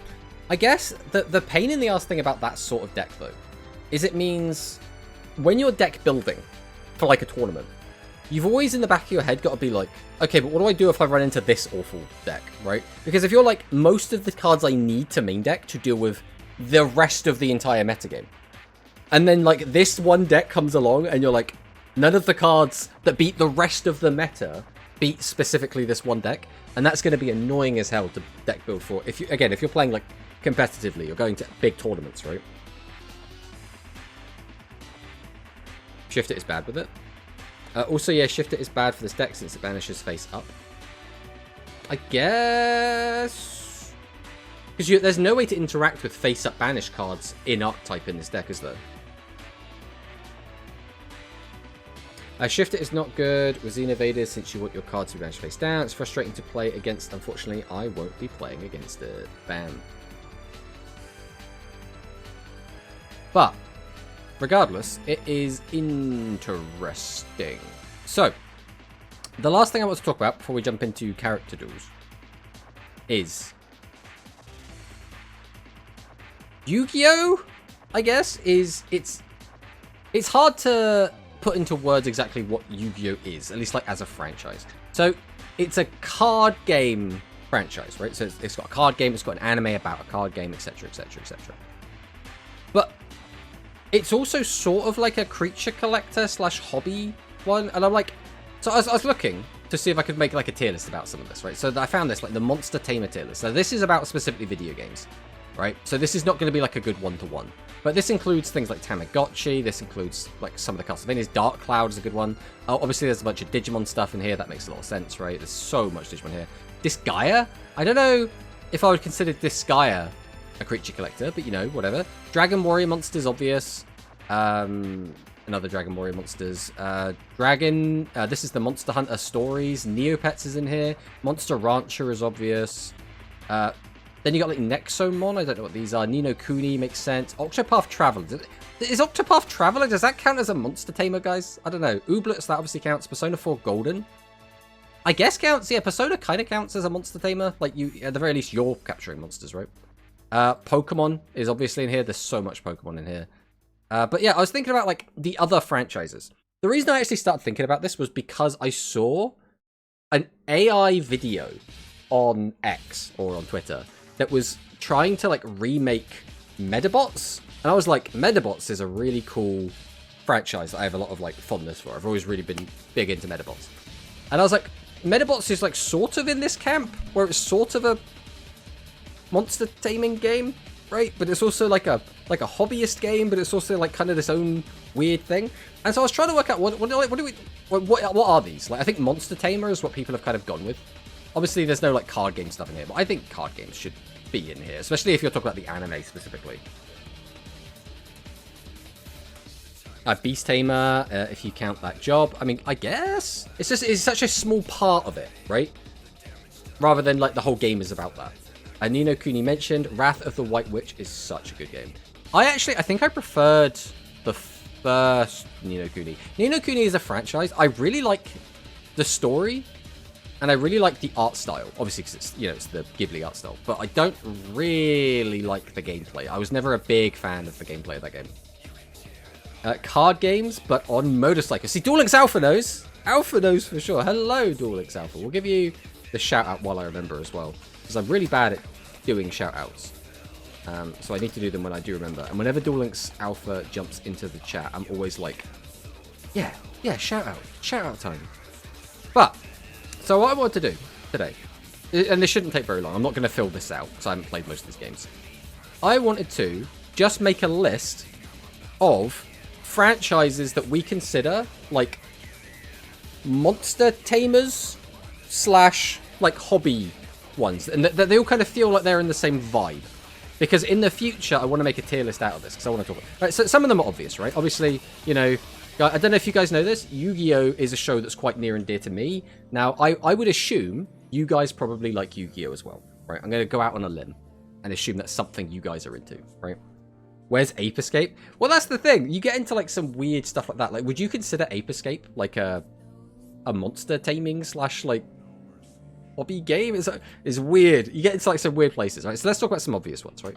Pokemon, right? Pokemon, no one's gonna... I love how even corrected it. It was like, nope, Pokemon needs that E on it. Digimon. Bam, easy, right? So these are like monster collectors, I guess, is the way we're gonna think about this.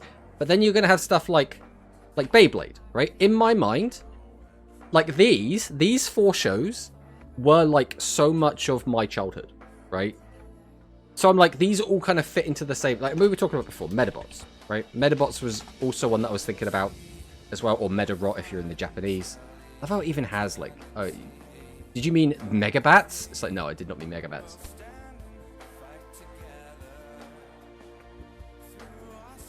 Wow, Neopets nostalgia.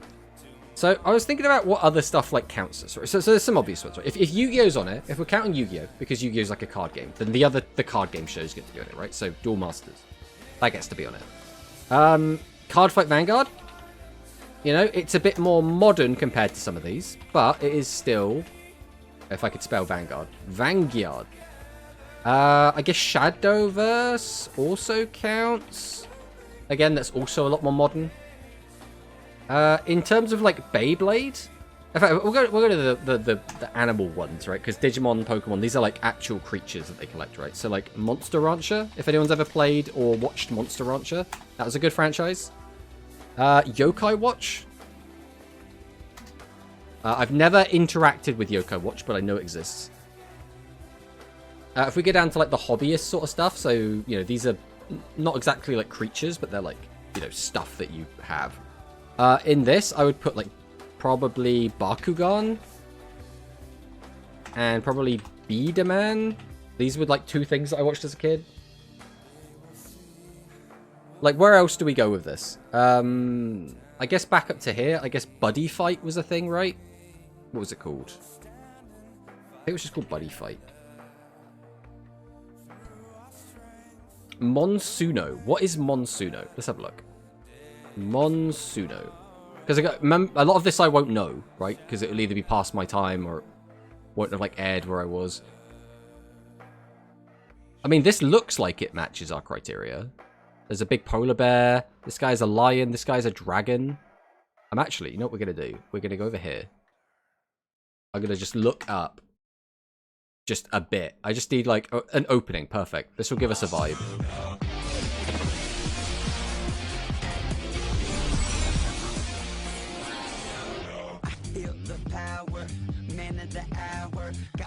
This looks very low budget, but it looks like the same sort of vibe. What are they doing? Are they like, they're throwing like hourglasses at each other? And then the monsters come out and then they fight?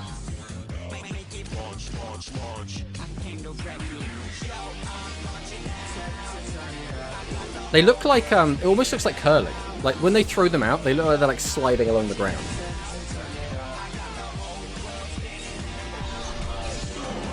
Yeah, I've never heard of this franchise before, but I mean, I think it counts.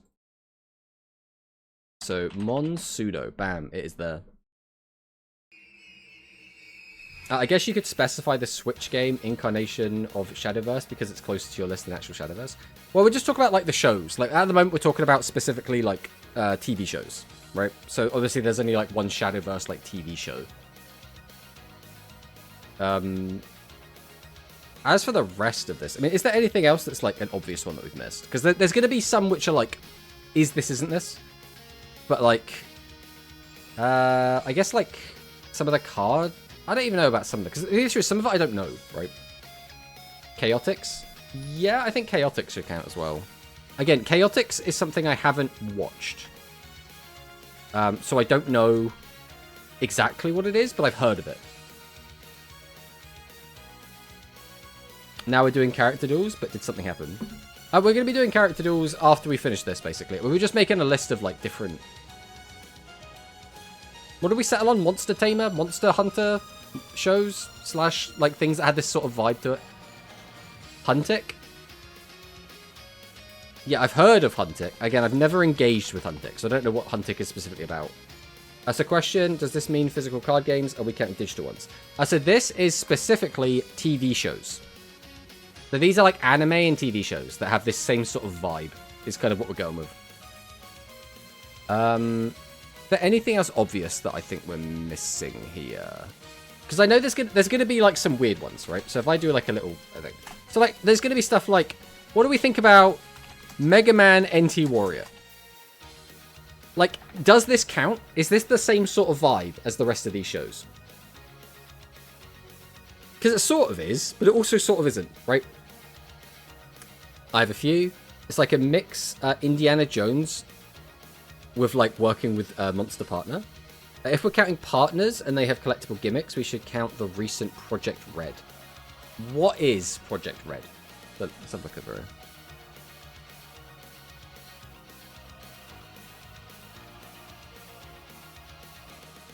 it. Is any of this it? Is this all Project Red? Super Space Sheriff? Gavin Infinity? Right. Let's get this up.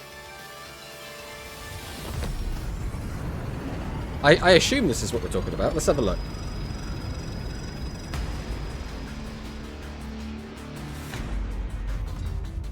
So this is looking very Power Rangers-y versus, you know, Super Sentai, very Ultraman-esque.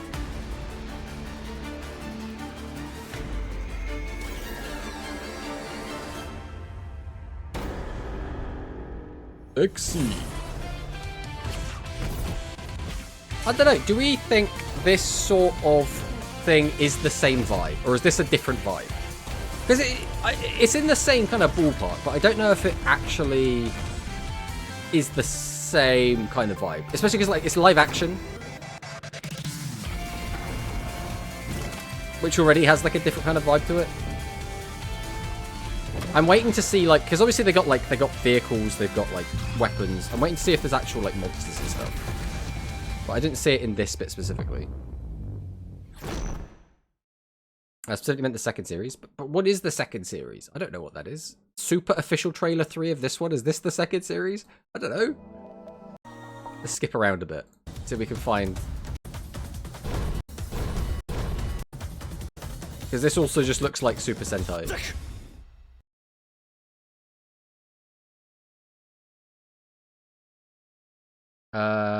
Kakisei Hunter Omega Horn. Kakisei Hunter Omega Horn. Let's take a look at this. Alright, nothing.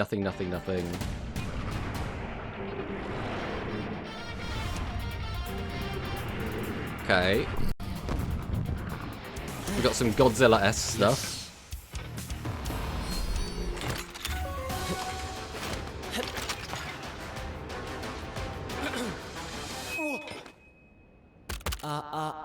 Yoshi.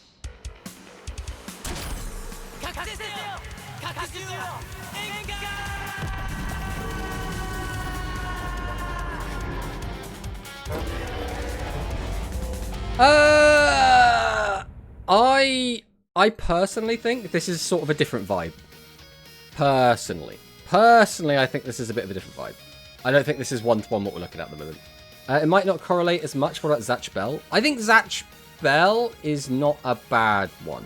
I think Zatch Bell works into this sort of feel. Gamut Fit, which doesn't count. It's more of a standard Toku. See, I would say this is more of a... This is more of a Super Sentai than a monster tamer. It's like a Super Sentai that's dabbling in monster taming, right?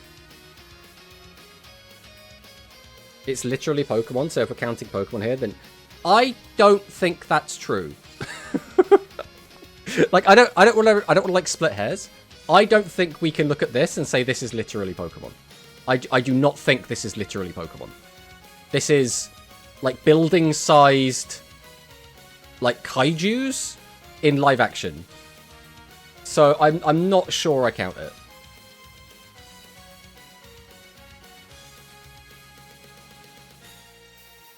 As for like stuff like this, like I don't know if we count Mega Man, right? So if anyone hasn't seen it, Mega Man NT Warrior it's a load of shit at the wall and see what's stuck. Dinosaur King? Dinosaur King is what I have heard of as well. I haven't watched it myself, but I have seen bits of it.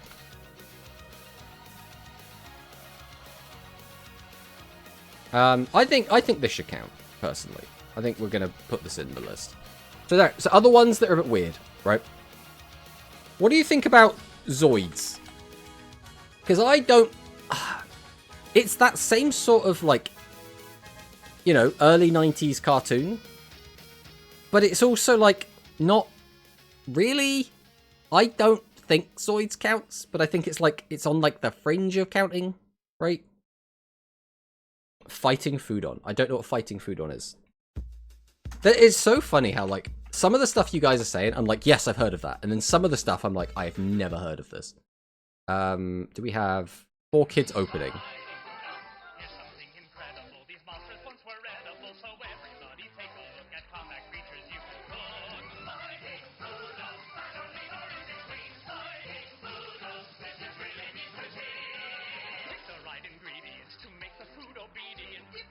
So, MC is a chef? And he makes monsters based on the ingredients he uses, and he makes food-based monsters to fight each other. Is that right? Am I getting the right vibe?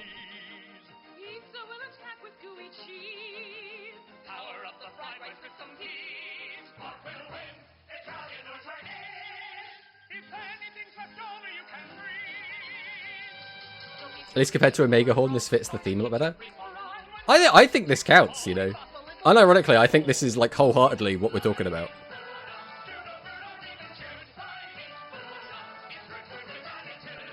I've just never heard of it before. I've literally just never heard of it.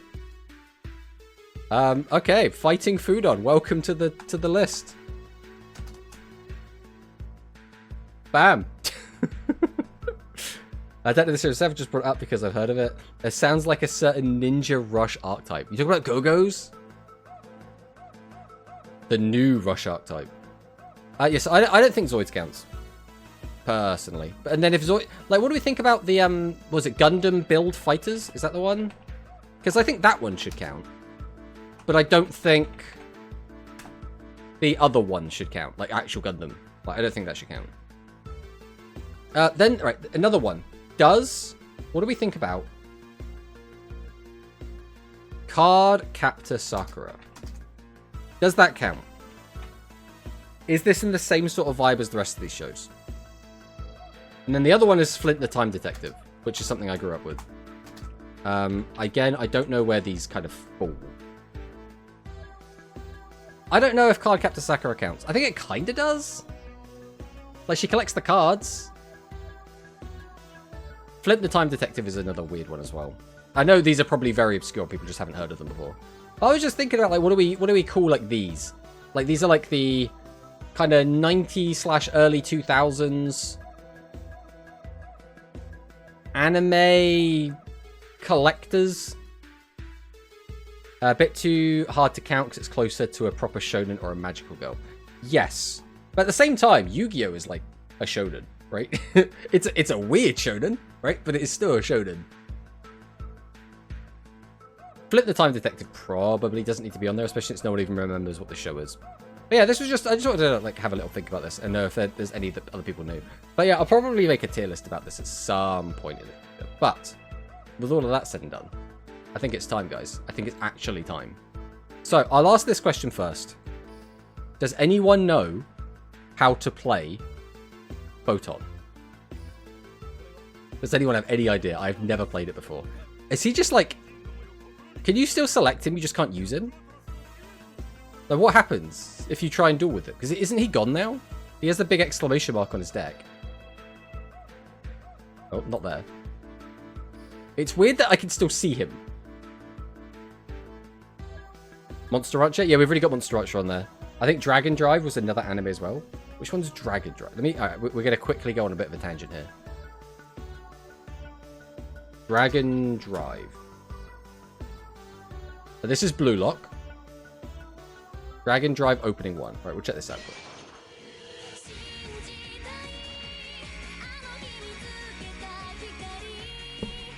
I mean, this is an OG anime opening if I've ever seen one.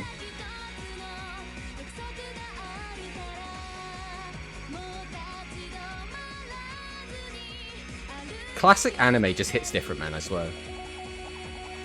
Presented by Anime Keep.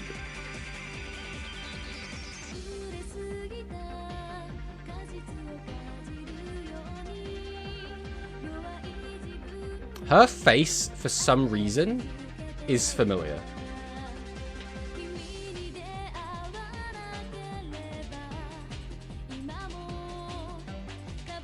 Left field, Dragon Booster? I'd have to look it up. So what are the specific criteria? That's the issue we have, is it's sort of just more of a vibe. It's like, does it meet the vibe? I would say the vibe is not live action, so it has to be animated, but it doesn't matter if it's CGI or, you know, 2D anime. It doesn't have to be anime. It could also be, like, a Western cartoon. And it has to have... You know, it can't be things that are, like, too big, right?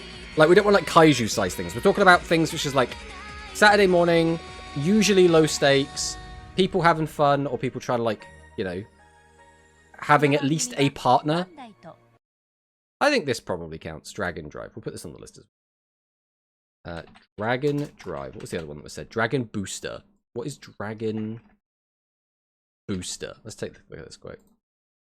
Dragon Booster full intro. Let's have a look at this. The dragon is power.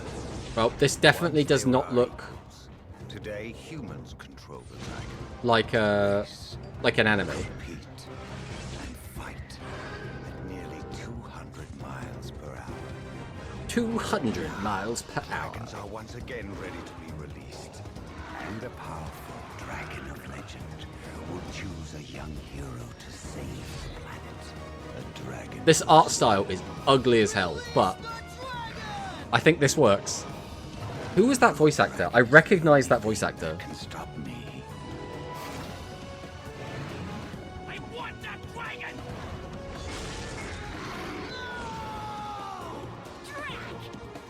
I think I've seen some of this. I don't think I've watched like the entirety of this. I think I've seen episodes of this. Control the world. Release the dragon! Right. We'll go. Dragon Booster. You can also make the list. My god, the CGI is old. Oh yeah. French-based production. That's not too surprising. Is that what was the show? The Ladybug show? I think it's airing at the moment. Is another French show, which is another big CGI one. Oh, and Code Lyoko. Never forget Code Lyoko. Just remembered, even though it might be a little bit too recent, Moncart. Moncart. Let's have a look. Moncart. What is Moncart? Oh boy. We have whole episodes. We have like an opening. Opening gives us a nice little... Right, let's have a look.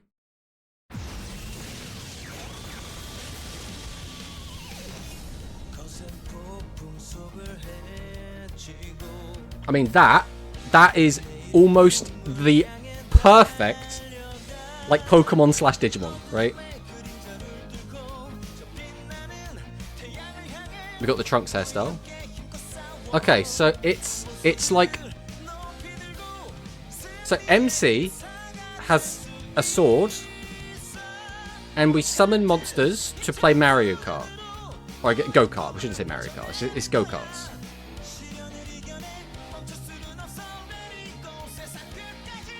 Okay, so all of the, like, the tamers have swords, which looks like they summon their guys from. And then they can also transform the carts. This is wild. We are going on a wild tangent today.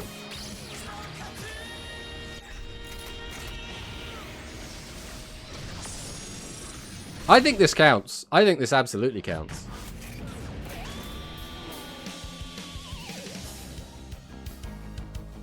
That absolutely wild, though, that we've just watched that. Okay.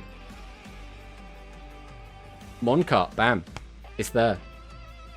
Comes from South Korea, it doesn't have its own gimmick. Monsters riding carts, having battles, and there are special attacks involved. It's like a weird fusion of a bunch of animes. That's not inherently a bad thing, though, right? Character Duels looking crazy today. I know a human. I know. Right, I think that's my last one. I think it counts, but it's certainly interesting. The thing is, I'm at a weird point in my life where I think I am not going to get into any of these shows that I haven't already watched, right? Like, I could go back and watch Cardcaptor Sakura as a nostalgia thing, because I've already watched it, right? I don't think I'm going to go out and watch episodes of Moncart, right? I think I am a bit too old to jump into this franchise, right? But it looks cool. Like, I appreciate it for what it is, right? All right, let's go ahead and grab... Do we not have the deck unlocked? Oh no, he's over... Why not just move him to the front? Why is bro got to be separated? Just chuck him over here. Okay, that's already weird. Right, let's take a look at the deck. I suppose we could also... Because it should have like a how to use this deck. Let's see what it says here. Let's try and learn what exactly we're doing with this.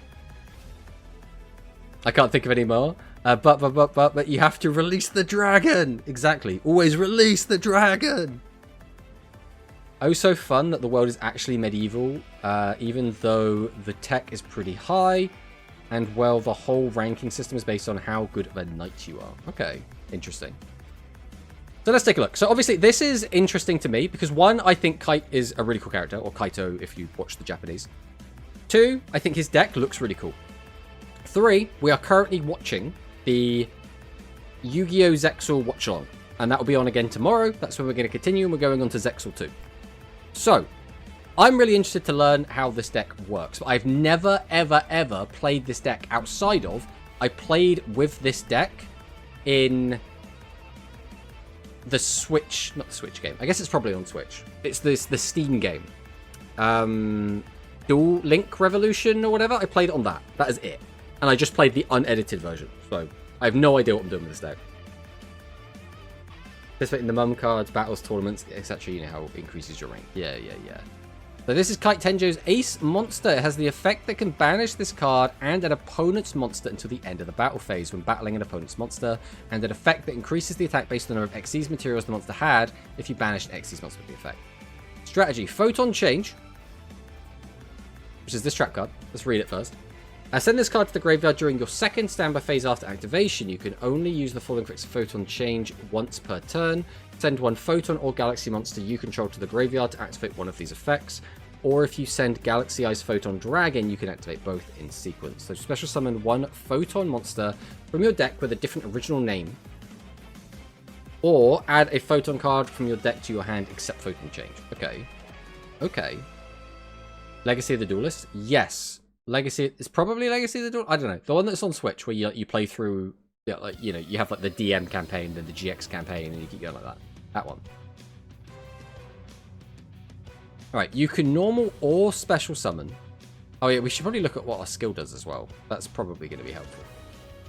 So our skill is Photon Trigger. Once per duel, at the start of your main phase, if you have a Photon monster in your hand, which should be most of the time, reveal one of them, and then set a Photon Change from outside of your deck, but this card can be activated this turn. Okay, so that's quite important. You can use a normal or special summoned Photon monster to rapidly special summon Galaxy Eyes Photon Dragon from your deck, or add Photon Stream of Destruction, which is this one. So if you control Galaxy Eyes monster, target one card on the field, banish the target, you can only activate the set during your turn, unless you control a Galaxy Eyes Photon Dragon. Okay, so that's pretty interesting. I was happy I had to animate to your list, but I'm going to go again. Thanks for stopping by, John. Always a pleasure. And the VI you were wondering about for the Dragon Booster Protag is Matt Hill, who was Ed in Ed, Ed, and Eddie. Raphael in the live-action Turtles 3 movie was Mobile Suit Gundam, and then he's in a billion other anime titles and video games. I don't know what I remember him from. He was from something I remember, but I don't think it was... Well, I've watched Ed, Ed, and Eddie, spoiler alert. I'm from that time period. So I do remember watching that show. I don't remember his voice from that. Oh, no, I do. No, because he was the dumb one, right? It was the tall, dumb one. That's right. Fortune instructions to your hand. You could play Galaxy Eyes Photon Dragon using a different method. Choose from the options-based... Okay. If you control a Photon monster, you can special summon Photon Vanisher by adding Galaxy Eyes Photon Dragon to your hand with the triggered effect. Then if you XE summon Starliege Photon Blast Dragon, you'll also be able to special summon Galaxy Eyes Photon Dragon from the hand. Okay, so Vanisher. Cannot be normal summoned or set. Must be special summoned from your hand while you control a Photon or Galaxy monster. Cannot attack the turn it is special summoned. Okay. You can only special summon Photon Vanisher once per turn. If this card is special summoned, you can add a Galaxy Eyes Photon Dragon from your deck to your hand. An Xyz monster that was summoned using this card on the field as material gains the effect. Banish any monster just for a battle with this card. So we probably want to just summon this out. And then get out Galaxy Eyes Photon Dragon, and then go into a rank 4. So I assume this is the rank 4 we want to make. Starliege Photon Blast Dragon. If this card is Xyz summoned, you can special summon a Photon monster from your hand. When this card is Xyz summoned, or when this Xyz summoned card is on the field, your opponent cannot target monsters you control with 2,000 or more attack with card effects. That's pretty good.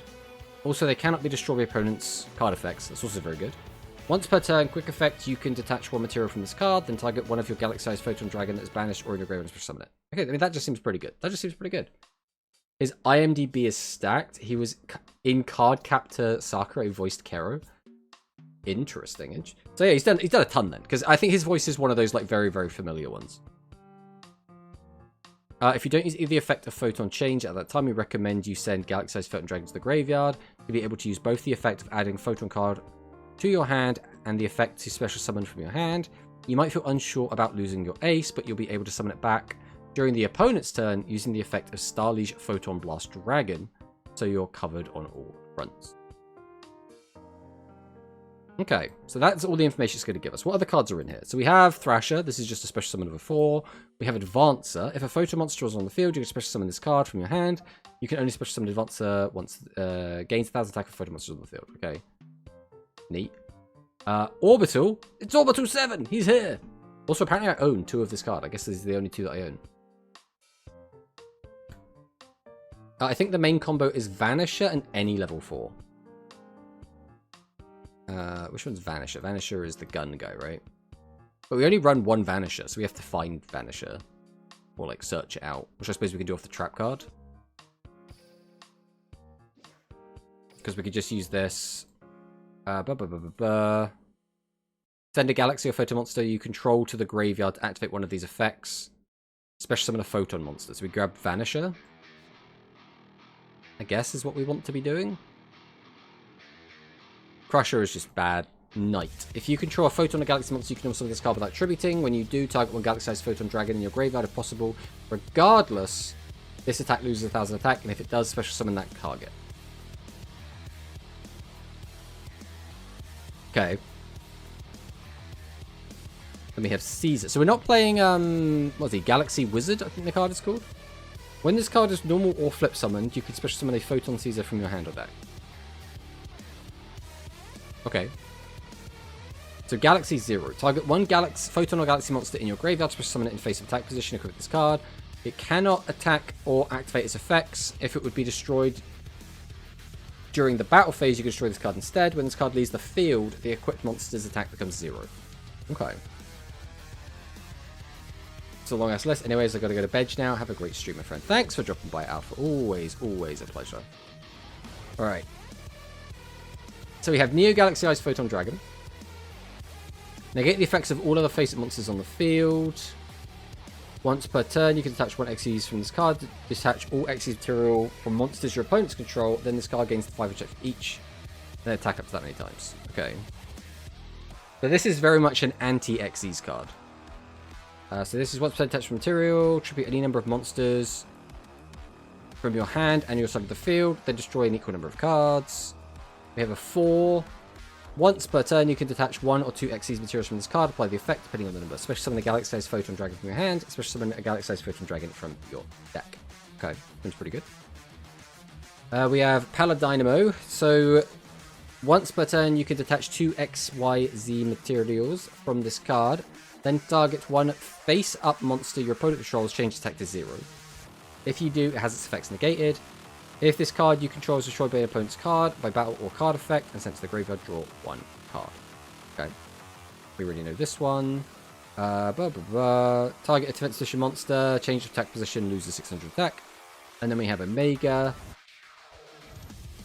You can detach 1 material from this card. All Constellar monsters you control unaffected. That doesn't seem super useful. Right, we are probably going to get our ass kicked, but let's jump in and just mess around with stuff and see what happens.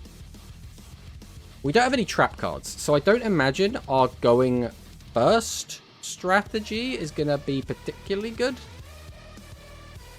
But we'll see what happens. As we say that, we get to go first. Okay, let's see what we can do. What is our, like, turn 1 going to be looking like? Like, what even is cards we can do on our opponent's turn?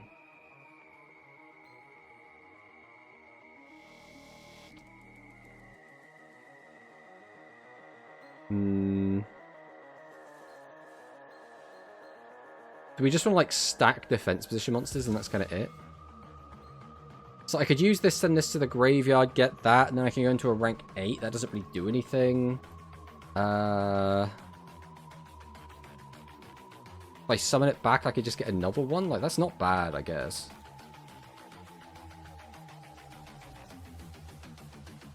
Right, let's special summon this in defense. I'm going to activate Photon Change. I can send this to the graveyard. I can't get out the Kaiser would have probably been the good one to get out, but I can't get that now. I think we probably just summoned this. Unless there's something I can do.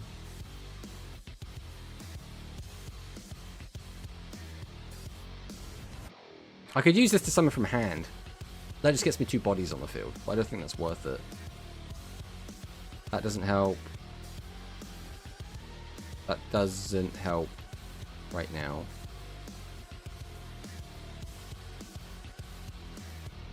Two plays to make. If you don't have Vanisher in hand, you can make rank 4 Starlord summon Photon Dragon from deck. Use the trap to banish it. Photon Stream, but this is the best to summon Galaxy and pass. I'm just going to summon Galaxy Eyes Photon Dragon. I'm going to set. I don't know. I don't know if there's like a better play I could make there. But we're just going to do this. I think this hand is quite bad, but I could just be really bad at the game. That is also something that could be very, very much true. This is quite a brick. Yeah, I felt like this was a brick. But again, if you're new to the deck, it's hard to know if there was just something that you didn't spot.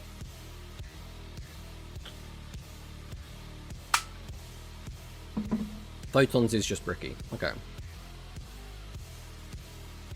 I mean, it makes sense, right? We're playing a bunch of lates. Obviously, Knight is a weird card, because we can actually just summon this, but, like, I don't think having Kaiser in the hand is particularly useful. So if I use this, I'd have to get rid of this, which is not ideal. So I want to use this first. This just lets me banish any card on the field. But I have to use this early-ish, because if he summons Slash, I have to use it, like, on summon, right?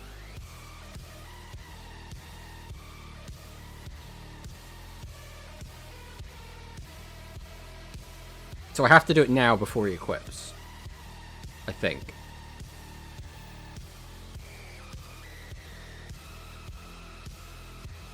Hello, watching from the airport. Hello, Hikari. We do an exclamation mark Hikari in the chat. I mean, I'll ask what you're doing at the airport, but if it's something obviously private, then obviously you don't have to share. But it sounds very exciting being at the airport. Knight is fine to recycle Dragon, but Kaiser is not worth running. The thing is, I don't know if it's the meta to keep the deck as is to avoid running into your opponent's altered decks, or if it's better just to leave it as is. Just visiting London? Oh, are you visiting friends in London, I assume? I could use this to send that. I could use this to summon that from the graveyard, right? So I think I do use this. I probably special summon something. I don't know what. I could just summon this and then get the other one. But I need to have room for that anyway. That effect's kind of pointless.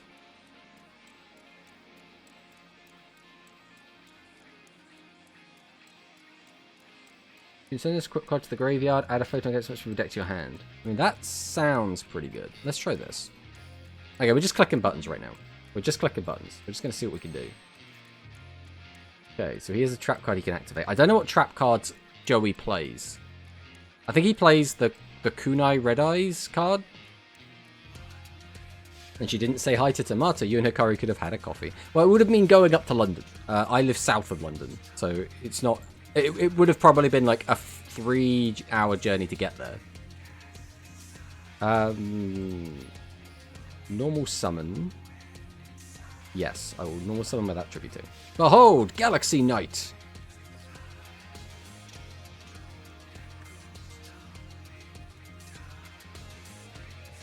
It's better to upgrade it. Standard is fine, but the mirror be rougher against the upgraded version. Okay.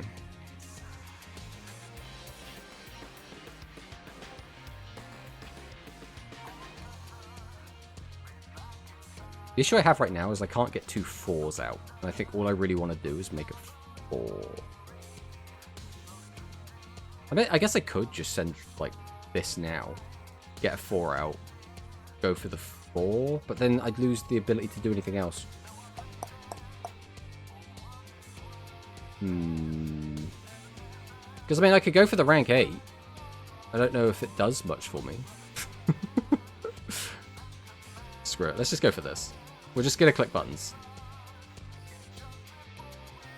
Fake Brit. Coffee, no, but tea for sure. I do quite like tea, but for me, tea is like a special occasion sort of thing. Like, for everyday drinking, I'm a coffee drinker. Here 6 days ago, and I had 19 teas. That's crazy. I love how you're keeping track as well. Most builds would have 2 Vanisher, 3 Photon Stream of Destruction. I mean, that sounds like it makes sense. I guess we'd attach this. Okay, he's going to use Spirit. Why are we spiriting? I guess it doesn't make any difference. But I don't choose my targets till resolution, so it just doesn't matter.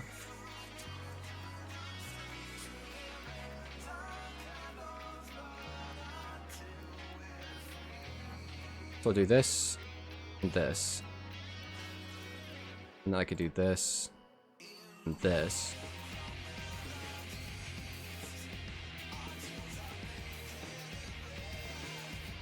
Okay.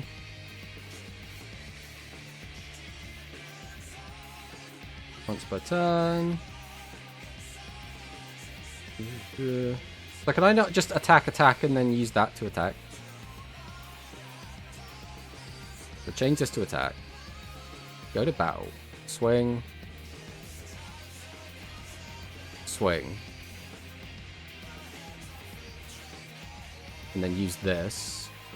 Send this. Special summon. Hello, this. And then attack with this. Okay. We did it, guys. We got to, I mean, to be fair, I'm pretty sure Joey is the worst character duel deck. But I'm still happy we got a win.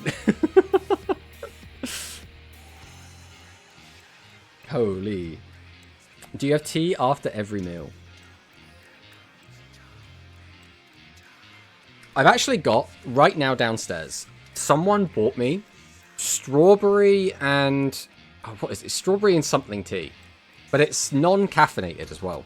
So it's entirely just for, like, the flavor of it. But, like, I'm the kind of person, I've never really been, like, a big tea drinker. Especially, like, weird flavored tea. Like, if I drink tea, usually it's very standard tea.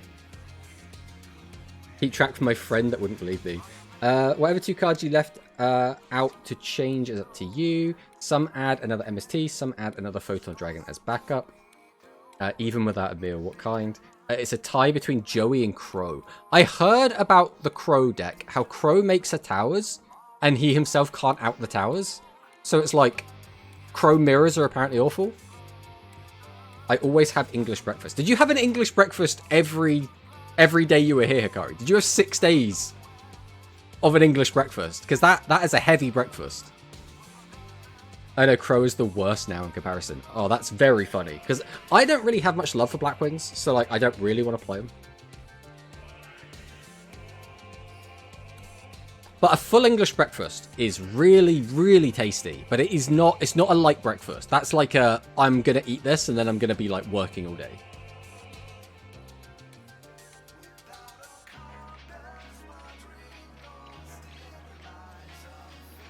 I assume everyone in chat knows what a full English breakfast is. If not, I can describe it to you, if anyone doesn't know. But I just assume it's common knowledge. It's basically a fry-up, if everyone's had a fry-up. English breakfast is the name of the tea? There's a tea called English breakfast. See, now you're blowing my mind, Toby.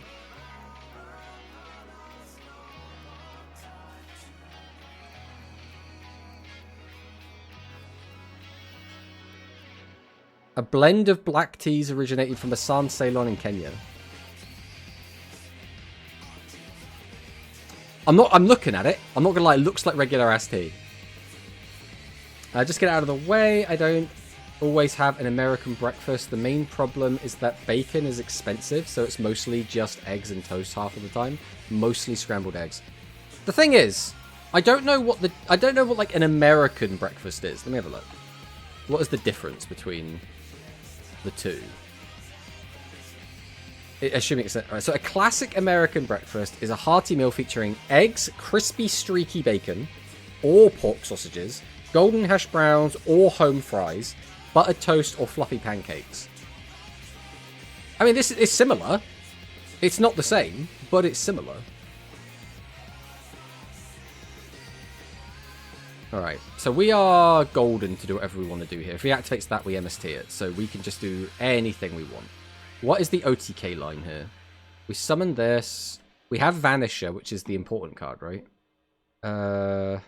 We summon this, then we summon this. So I can add that to hand, then what? I overlay into this one?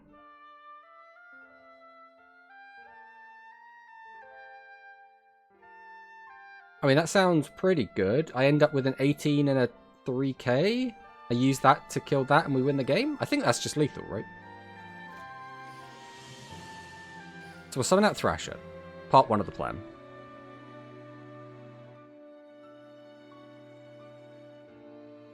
Oh wait, is this lethal? Because no, because this trap card is no, it's not a continuous. I thought this was continuous for some reason. No, it's not lethal then. Either way, I'll MST this when he uses it, so that's fine. Right, we'll summon out Vanisher. Yes. English breakfasts have sausage where American have bacon. Well, English breakfasts have sausage and bacon. We also always have a fried egg. What's the other big differences here? We always have hash browns. We don't have fries. Oftentimes we'll have fried bread, but it's not like a mandatory inclusion. We have black pudding and fried tomato as well. Oh, and baked beans. We always have baked beans with us. Which I know a lot of Americans like hate the idea of baked beans.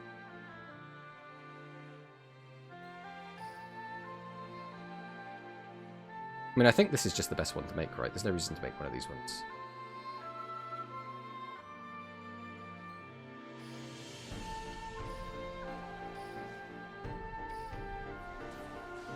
Right, let's go into Star Leash.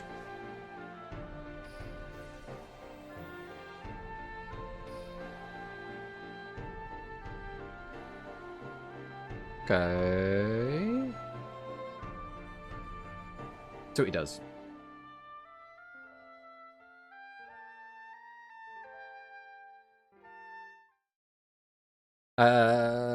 Is the English breakfast just beans on toast? It is involved, Pokemaster Ian. It is part of the breakfast.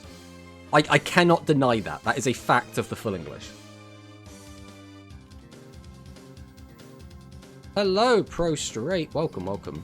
Right, we're going to MST the heck out of this. I don't want to deal with that at all. Hello, Pro Straight. Hello, hello, Toti, and Hikari, and Tomato. I love how I get said hello to last. Like, it's my stream. You come in here, but it's still like, oh yeah, Tomato's here as well.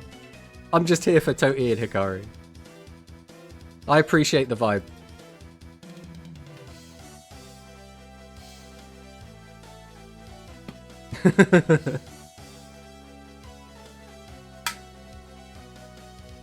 Trying to butter me up now. I'll see how it is.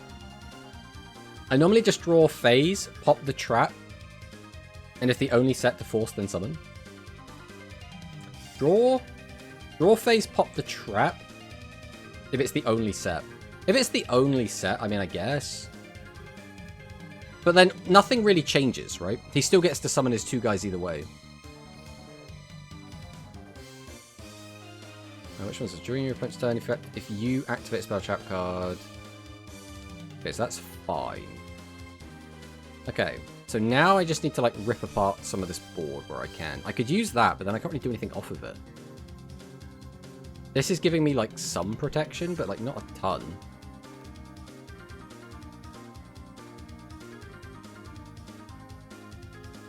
I could just clear the whole board. I actually don't hate that. We're going to go Photon Stream. I'm just going to get rid of this. I just don't want to deal with it. And maybe I should have gotten rid of that one, actually. Maybe that would have been better. Because like, I could flip this over, but it doesn't do anything unless I want to give up one of my monsters. Oh, I suppose I could get rid of this and then grab two cards? I could even do it after the battle phase, right? I guess that makes sense. I don't really know what I'm grabbing off of it, mind. If I get rid of this, I can do both. Normal or flip summon. So I could just get this as just like a 2k guy. It might even just be worth doing that, to be honest. Hey, you got sick of me wasting so much time reading cards. But hello, Zaki boys. Welcome, welcome. I feel honoured Pro put me above Hikari. I mean, that's just how it is. The guests of honour have to be respected. That's how it is. I just noticed you first. Don't feel special. Hey, don't take that back. Then I can see the second monster is Apprentice or Illusion. I guess. What's the difference if they get out Apprentice or Illusion? Like, how do you play it out differently depending on which one it is? Because Apprentice, nothing changes? Apprentice is a hand trap, right? I can't remember what the other effect is. Like, it adds a magician card to your hand? Absolute Galaxy. Exactly. Exactly. Also, wait, OMG, this isn't Rush. Yeah, I mean, there's not a lot going on in Rush right now. I mean, we spoke about this earlier. I'll jump back over it quick. But, like this is Rush. Like, there's no tournaments going on. Everyone's just playing Worms. I don't see a point in just streaming, like, randomly playing ladder with some either just Worms or just a bad deck, right? I don't know. It's a weird one. The only reason I could see to play Rush right now would be if we were going to do, like a Masochist series or something like that. Which I wouldn't be, like, super against doing.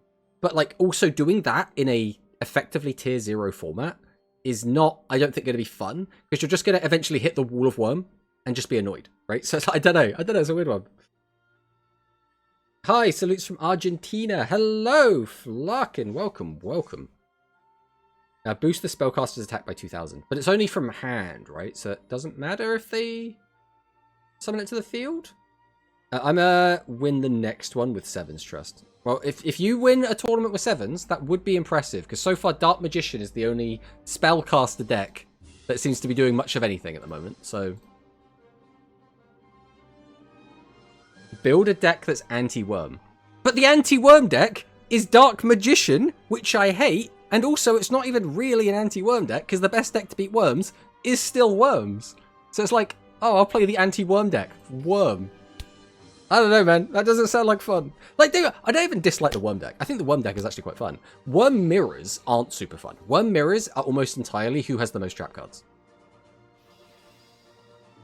Apprentice and send from field to boost another spellcaster. Oh, could you do that during your opponent's turn? You can send one? I've never seen that happen before. Interesting. Alright, so this is supposedly the weakest character in Character Duels. Let's see how this goes. I mean,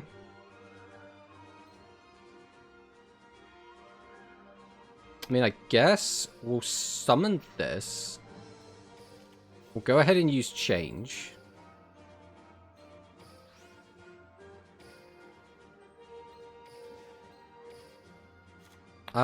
Since it's Crow, I don't know if MST is mandatory here or not. Guys, MST or Book of Moon, which one are we setting? Which is, like, better? I don't know. I don't know what's in this Crow deck. I don't know if there's, like, a spell card or something I need to hit. Tomato, Sky Savior is future investment or executee disappointment.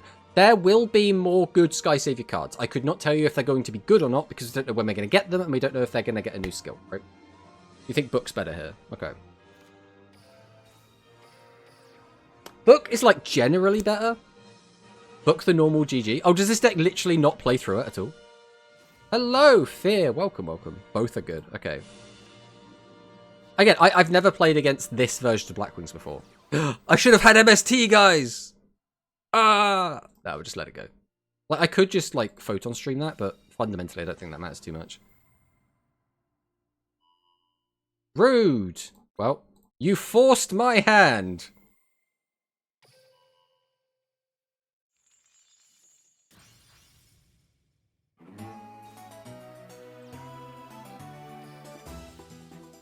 No! I have been told to do this.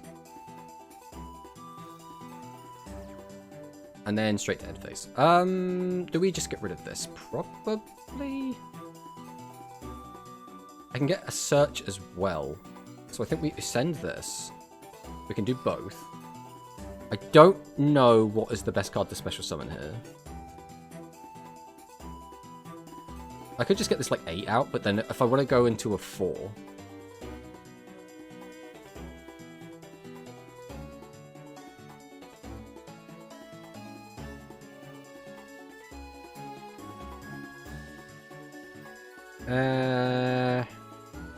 It kind of depends on the draw. Well, I could grab that. That gives me that, and then that gives me a lethal line. I guess I'll grab this. I'm just going to grab this for now. And then to my hand... Oh, I can't grab the guy I want to grab. I want to grab the knight. Okay. In which case I'm going to grab this, I guess. I really should have grabbed the 4 then, if I'd known I couldn't grab him. That has kind of messed up my turn. I guess it doesn't really matter, because I can just send this to the graveyard now. I guess this is fine. Right, we'll drop MST now. If this is Hollowed Life Barrier, we at least know it's gone. We don't have to commit to anything in attack position. Okay, it is Hollowed Life Barrier, which is annoying. There's not really a lot we can do about that. So we can't even destroy his card. Can't destroy battle, so I guess I'll pop it. So I could go into this. Actually, can I even get into that? Yes, I can. Is it worth it? I mean, he'd have, like, nothing left.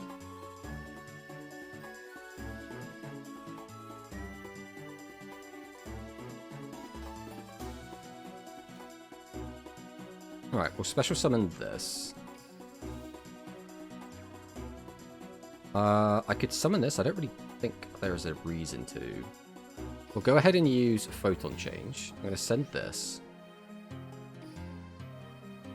I'm going to grab this out. Actually, giving up the Vanisher like this is really bad, but I've kind of already committed to this play.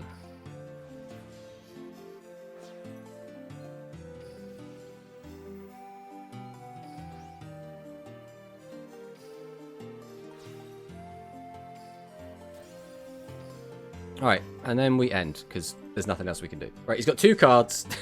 Let's see if he can beat a 3k guy. In my mind, I was like, this is, like, a really good play. And it's like, no, it's actually just really not. If that card in hand is... I literally don't think there was a better card he could have had. Actually, I think we knew he had this, right? Because he searched it earlier. Did we see it? No, we saw that one go to the graveyard. We didn't see that one. Okay, what does this do? I actually don't think this was better than just... Oh, well, that's gone.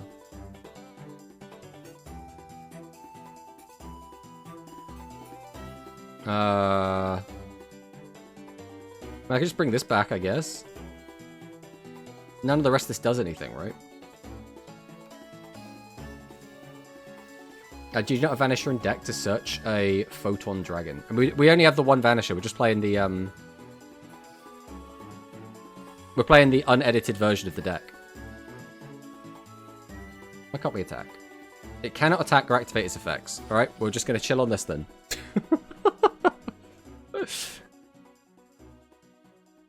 I mean, Photon Dragon in deck. No, this is our only Photon Dragon. He's in the graveyard.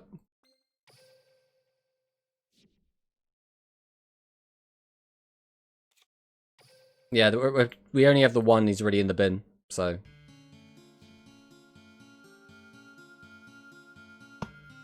Why does the base deck suck? It's pretty bad.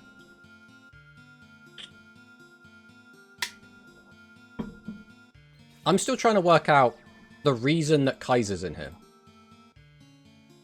Like, it just doesn't do anything.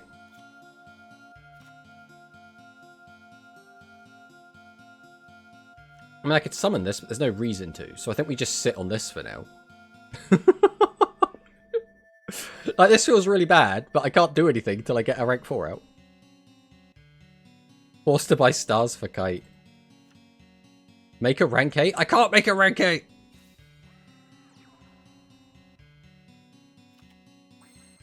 Alright, we can summon these two.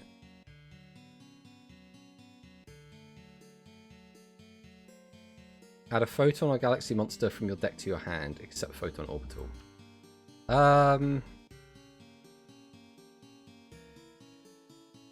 Like, I could make a rank 4 now, but like none of the rank 4s like do enough right now, I don't think.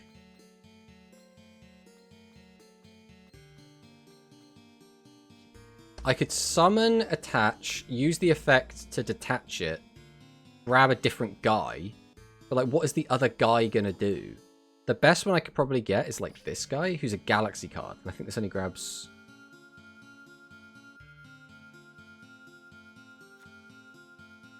Photon or Galaxy. So I could grab it, but then he's already on the field, so I would only have 2 8s out. Getting him on the field is going to be a bit of a nightmare. I can only get back that one. Weirdly, like, Photon Dragon's just kind of stuck right now. Bringing it back with this, like, it's walled him off, but, like, nothing else.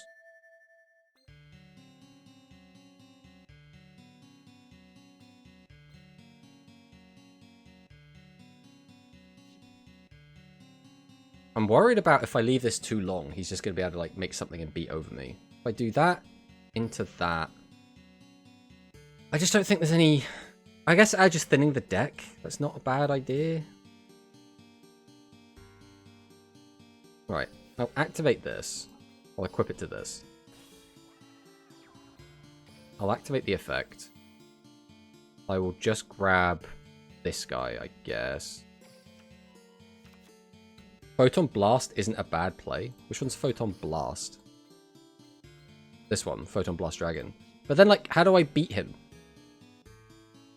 Because he can just attack me with this, right? So I'm just going to make an 1800 guy.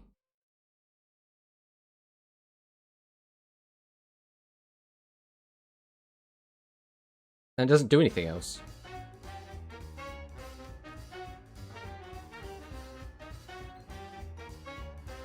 I could use this to change stack to 0. Yeah, I think Paladino is better.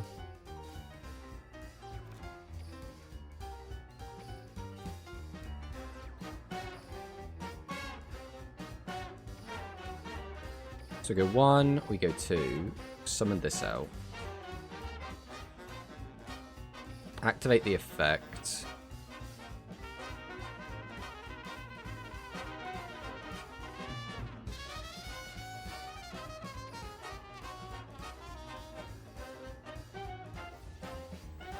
What does this do? When activates card effect targets this card, or when your opponent targets, you can target one other black monster you control, be the new appropriate target. Ah, so I didn't know it did that.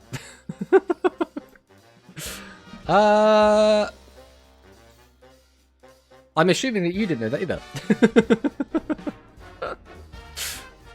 Black Thunder. What is this? He just burned me for like a little bit. Right, so now that's going to die. Why isn't he using this effect? Oh, because he doesn't have any level 5 or higher Blackwings in the graveyard. I still get a draw, I guess. What do I do with this? Alright, I don't know if summoning this off of Galaxy Zero was a good play or a bad play. It's a good play because I'm not dead. But it's a bad play because if I'd brought back anything else, I think I was... I guess if I could have brought back that in defense mode. Does this have to summon an attack position? Yeah, it had to come back in attack position, so... I could use this to flip my own guy down now. Blackwing can actually beat over that. I don't know what trap cards he's going to have. I'm actually going to do this. I'm going to go Book of Moon. I'm going to target my guy. Then I'm going to flip it up.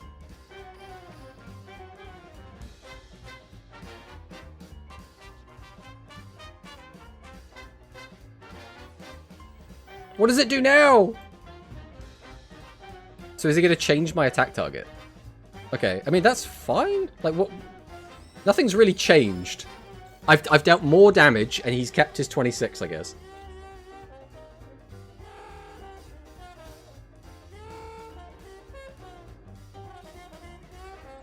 Right, what does this one do? This is a tuner. Okay, we're making something else. Black-winged dragon. Which one is this one? Once per turn, you can remove all black target one once through the opponent's field. Lose a 700. Okay. So he can beat over my guy. He could try.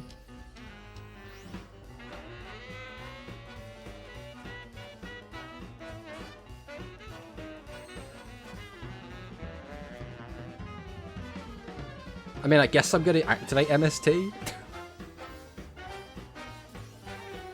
What was this trap card? When the set card is destroyed by your opponent's card effect where you control a Blackwing monster, inflict 1,000 damage. What is this deck, bro?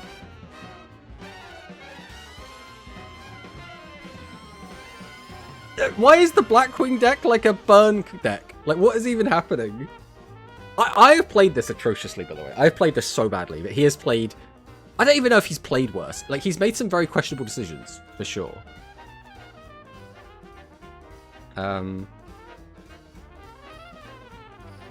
Ah! Go get him, champ! Should I just use this? Battles an opponent's monster, you can target this monster in the banishing monster at the end of the battle phase. Yeah, there's no reason not to do this. This just, like, guarantees that no matter what he's got, I still win. Because if there was, like, I don't know, I don't think there is anything, but if that was, like, I don't know, like a man-eater bug type effect or something, I'd have just been like, oh no, turn 17. Alright, we learned quite a lot from that game, right? And that is the important thing, right? We learned a lot of things not to do. We learned about some restrictions that maybe we should worry about a bit more. They made really shitty. They have a card that pops multiple cards, but didn't give them that for some reason. Oh, is that the? Is it you talk about the trap card? The God, I'm really bad at remembering card names. But I know they have a trap card. I think that's really good. I think it like pops all your opponent's back row and then pops another card. Okay, Hero is a really annoying deck. Because he's going to have Neo's Fusion to give protection. He's going to have Necro Gardener to give protection. Oh, the Synchro rate. Wait, no, I don't know what that is. Oh, no, I do know what that is. Yes. Pops cards up to the number of Blackwings you control. Bro, I hate this Synchro PvP event. It's so boring, but I need the gems. Well, you'll get there. Keep at it, buddy.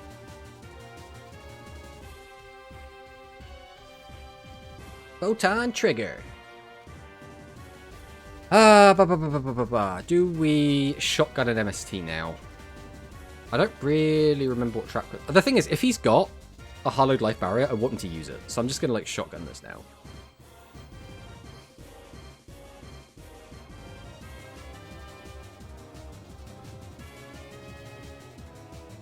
Also, if he has an MST, I at least get to use my card. There we go. So now I get to use Photon Change. Oh, I don't get to because I don't have any monsters on the field, do I? I'll flip it over, but unfortunately this isn't going to do anything.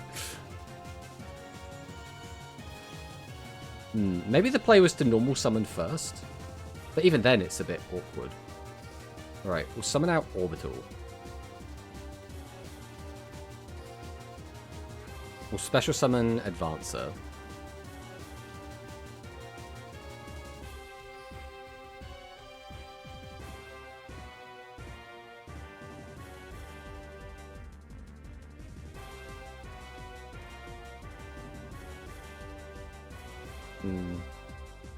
That's pointless.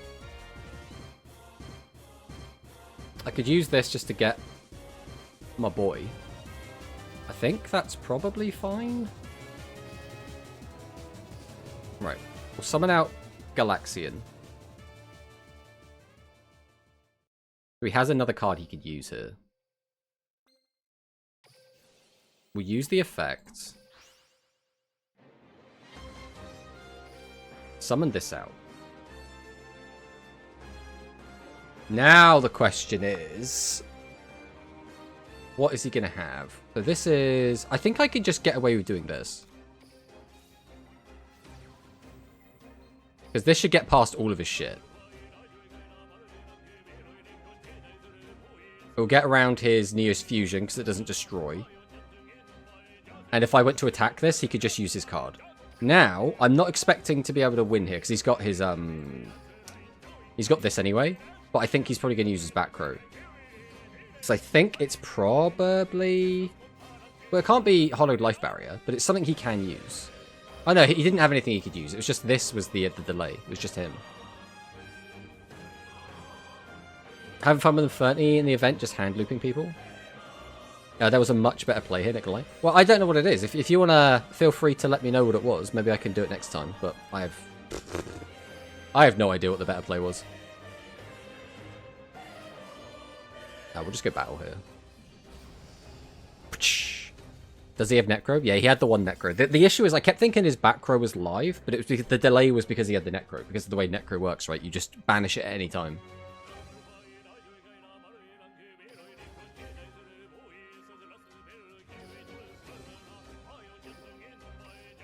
Alright, we've gotten a decent amount of wins so far, but we haven't actually lost a game yet, which is at least something. Now, we haven't had clean wins, but we haven't lost yet. Kaiba is annoying because unedited Kaiba has the, 2 copies of Hallowed Life, which is just, ugh. Just do not want to deal with that at all. And we're going first. Normal summon advance set, equip orbital, search photon vanisher, summon vanisher, which searches galaxy eyes. Then you make photon blast dragon, use its effect to summon galaxy eyes from hand, and you have an untargetable photon dragon.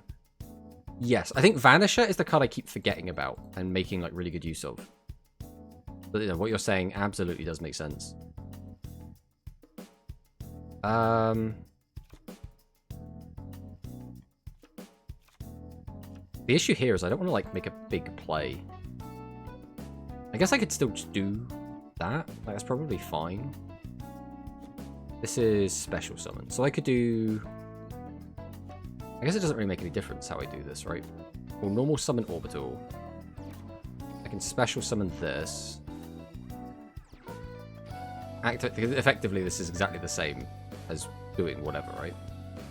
I could use this. Grab Vanisher. Special Vanisher. Vanisher effect.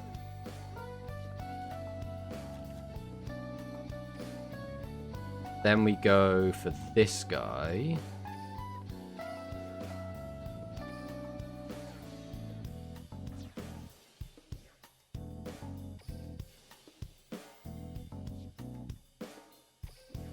Special summon this out. We will set.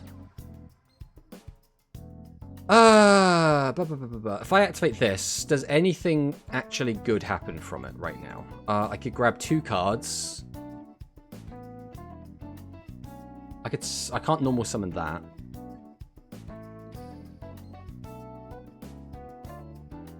The only card worth grabbing is this to hand. Summoning out another guy? I don't think any of this matters. Can't target any of your cards. Over 2k attack. That's the benefit of the Blast Dragon. I probably should have put this in attack position just because this is a Blue Eyes, right? Alright, we'll just pass on this.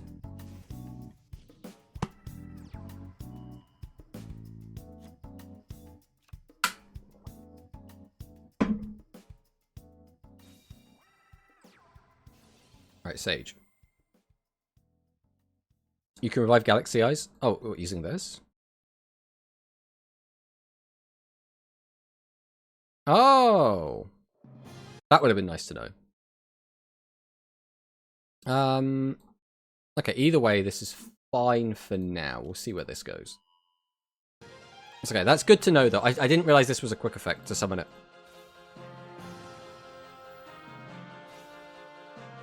Okay. So what I should have done is sent this, grabbed the spell card, summoned whatever, and then use that effect, bring it back, then the spell card is live to banish during his turn.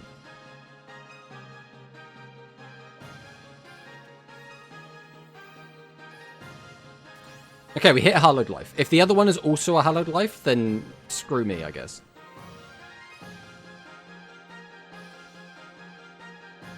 Alright, we do both.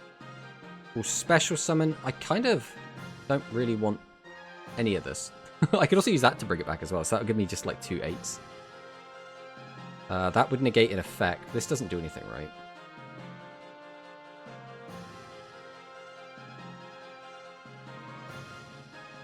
I don't think that does anything.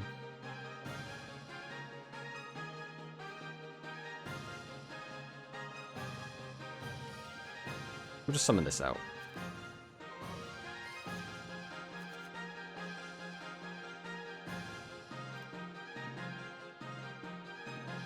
Don't want to use that now, so I can use that.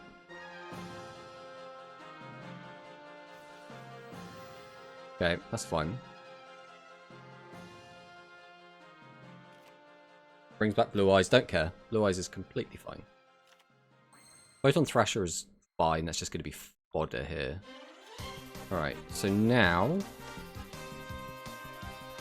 we normal summon this. Use the effect to bring back Galaxy Ice Photon Dragon.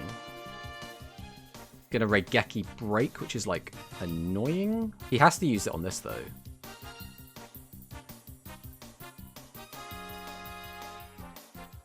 Then I can use this to get rid of this. And then we add a card to our hand because we're about to summon here, so there's no point doing anything there. So then we grab one of the ones that can special summon itself. I can grab this. This comes back. Then we can go into this guy.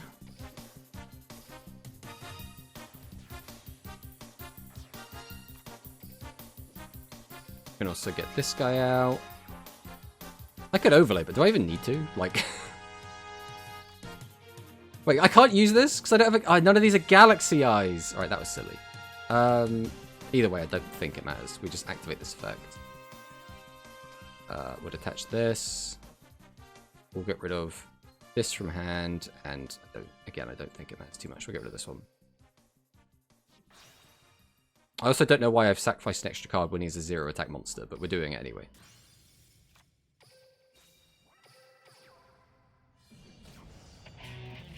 Hey, right, we didn't play it. We didn't play it like super clean, but we're getting there. We're slowly getting there. Now you're gaming, Tomato Holy. We're slowly getting there. We're slowly getting there. That's all we need. I don't know how I feel about this. The thing is, I'm playing this after having played pretty much exclusively Yuma in this mode, right? And Yuma was like, I don't know, Yuma's strategy and like the gameplay lines were like buttery smooth, right? Everything was like very simple, very, you get to find the line, it's like all very obvious what you have to do. This deck by comparison has like a lot of clunkiness to it. And obviously the card I really want to use, I've only got one copy of. Yuma was so busted? Yeah, exactly, exactly. Alright, so he has 2 Magician's Navigations. That's not ideal for me, if I'm being completely honest. Magician's Rod! I don't know why they limited that card. GE isn't that good. Yeah, it is a bit weird. Here's 2 Circle, 2 Navigation. This is very annoying to deal with. I don't know if I'm going to be able to beat through this. Just in time, second Kaiser. Exactly what I needed. Right, well we have to special Thrasher. We don't really have much of a choice there.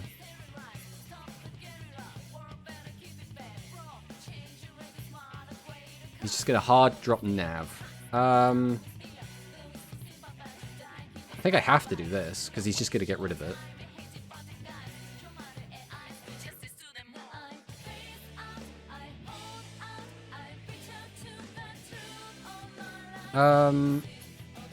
So on resolution, he's going to be able to grab something. So I think here, I just add a card to hand.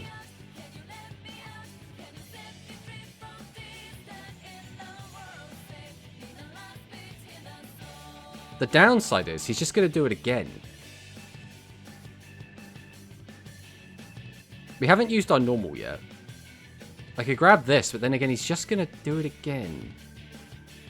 I think I have to grab another special. And then see what he does. Ugh. Right. I think we just have to grab another Thrasher. The issue is I'm pretty sure this is another copy of Navigation, so I don't know how we actually play around this, outside of him summoning 2 guys. If he summons 2, we might be fine. He has summoned 2. Okay, so now I don't have to worry about it as much. Right, so now we lose Photon Change. Not a lot we could really do about that. Summon out Thrasher. Summon out Advancer.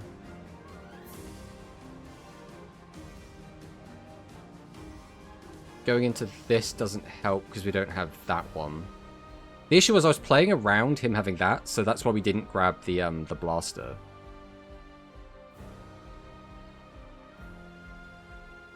I think we probably have to go for you then.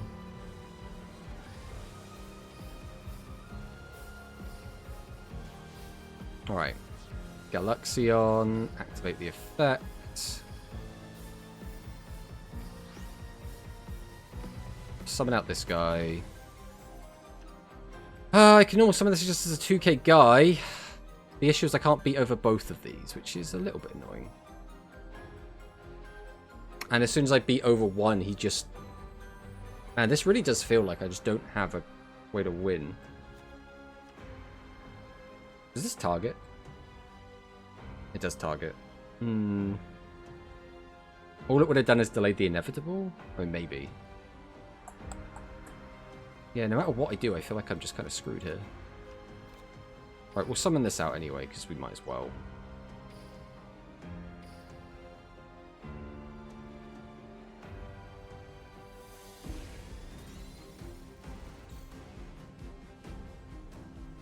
Yeah, I'll swing into this. Was there a way to win this? Was there a way to win this? I don't think there was. Like, he just had too many tools to mess with all of my stuff. Because now he just banishes 2. Attack, GG, right? Like, there's nothing I can do about it. Unless this only lets him banish once per turn.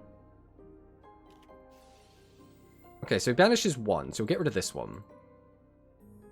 He'll attack over both. I'm not dead, but like my hand is double Kaiser, so I don't think I can do anything.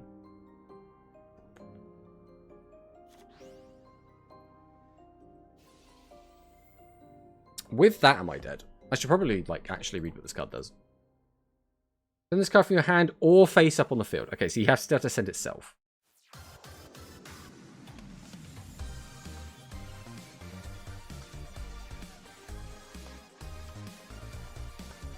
Grabs another Dark Magician.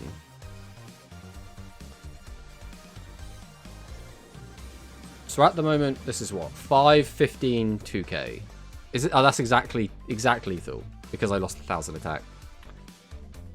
Okay, so the correct line, knowing I couldn't beat over all of his guys, was to put this in defense mode. This one could have stayed in attack and it wouldn't have made much difference.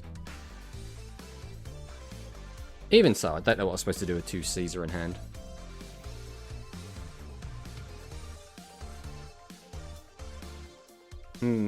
I could have played this better, but I still think, even if I played this immaculately, I don't think I win here.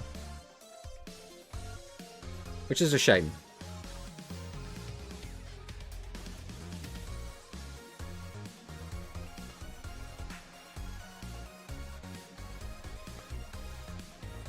Bro, stop playing cards. To be fair, he wants to get his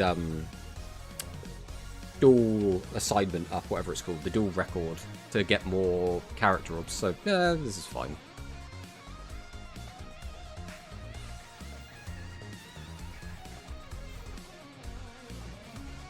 I don't know if it was like an issue with just my hand was bricked, or if my deck just couldn't beat what he did. There was definitely something going on there. I just don't have the experience to know if it would have made a difference. I mean, he opened like a really strong hand. If it was just 1 Dark Magic Circle, 1 Navigation, I think I could have played around that. But double Navigation, I was like, I don't know how I play around this. Alright, we found ourselves in the mirror. We're going first in the mirror, which I don't really want to be going first, but...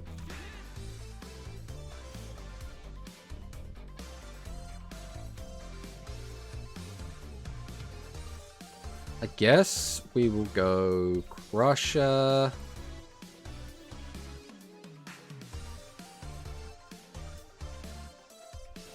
Orbital. Vanisher.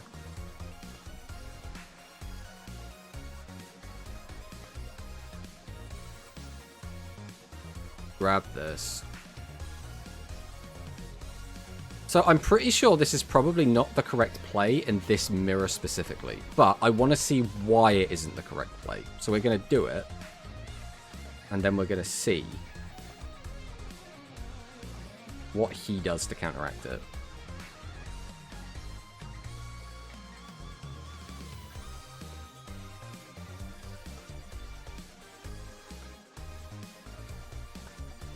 Monster I don't think actually matters too much here. I could grab this just to get out of the deck. He's also got a big butt, so...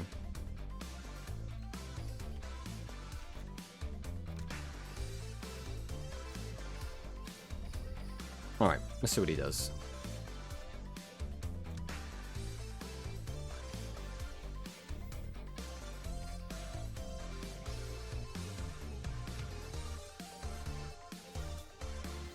Going to use Book of Moon, so he has to flip this down. Which is fine.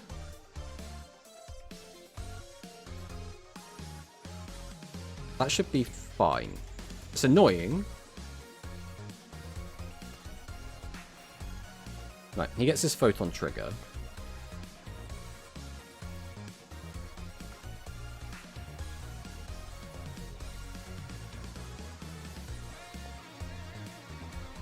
This is fine.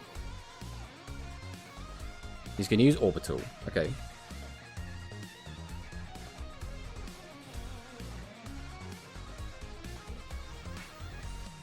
That's also fine.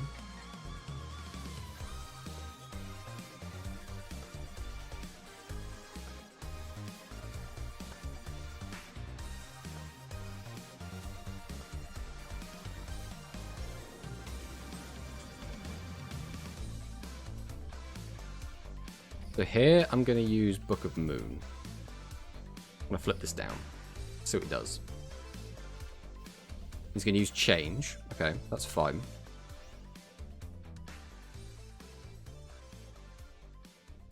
So here, I'm going to use this. And we're going to target his... Okay. Okay. I think we did... There was probably some mistakes in there. I'm trying to work out, like, what else could have happened. So he activated that, gets rid of his guy, then he can bring back, let's say, the blast. No, because he's already got the blaster guy. So he'd have to get out something else. Then he wouldn't have any follow-up unless he's already got the Photon Dragon in hand. I think we played that pretty well. That turn 1 actually is kind of gross. Like, when we were playing the Yuma deck, your turn 1 didn't matter because Yuma would always kill you through Yuma's board. Like, Yuma's best board still died to Yuma, unless you just had Hololive Barrier. Do you plan on upgrading the deck with stars? Hello, Icy. Welcome, welcome. I don't know. So for me, it comes down to, is it advantageous to leave the deck as is, or is it not, right? Am I going to be...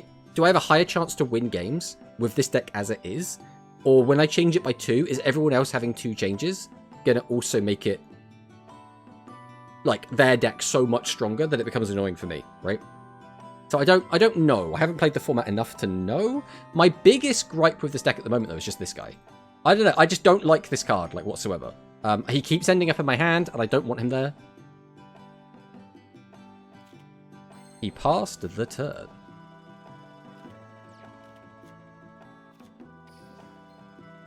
I mean, this is just an OTK, right? I don't really have to think about this too much. Set some cards. Swing. Photon change. Send that. Special summon. Guy with 2k attack. Boom. Excelente. Yeah, I see. I keep missing your streams because you keep streaming either when I'm working or when, like, I'm asleep. Like, those seem to be your 2 modes for streaming right now. So I haven't actually been able to catch any of your streams in a while, which is actually kind of sad. Right, swap it again. But no, I've been enjoying this deck. It's not, like, the most fun thing in the world. But, like, at the same time, when I was playing Character Duels before, it was the Yuma mode, right? This is... Yuma is going to win if he goes second. There is nothing that can be done about that. So this actually makes it feel a bit more back and forth, I guess. Hello, Cyclone. Welcome, welcome.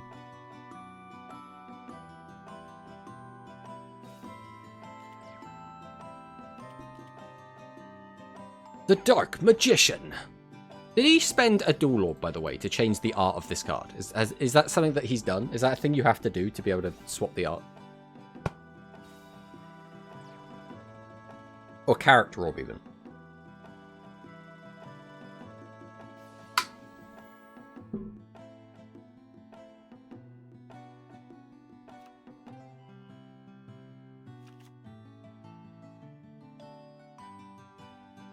Okay.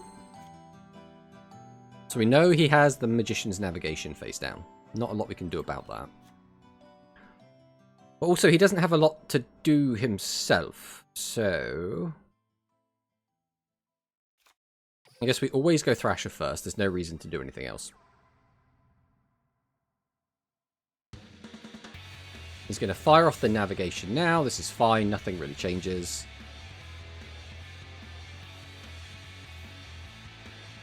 The Dark Magician!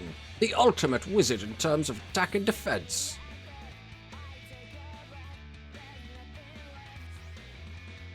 Okay. I probably need you the least. I don't think it really matters. We still haven't used a normal yet. If I grab a card to hand, that just doesn't help much. Right, either way we're gonna special summon Advancer. I'll go ahead and use Change. I guess I'll just get rid of Advancer. I guess it doesn't really make a huge difference, right? I'll add a card to hand, just because I can't remember the wording on this guy. If this guy is special summoned. I guess it doesn't matter then, it would have been special summoned either way, right? So we'll special summon this out. Grab that. We'll go into this by using this and this. Do we want an attack position? He's got like a Wimp on the board, so probably be fine.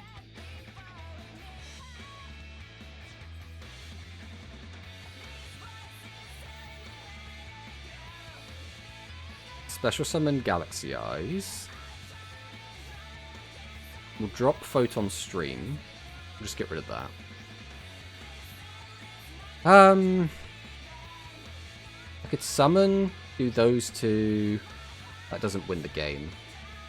I could summon. If I just swing with everything, that's 200, 1,000. Can he just use this to boost the other one?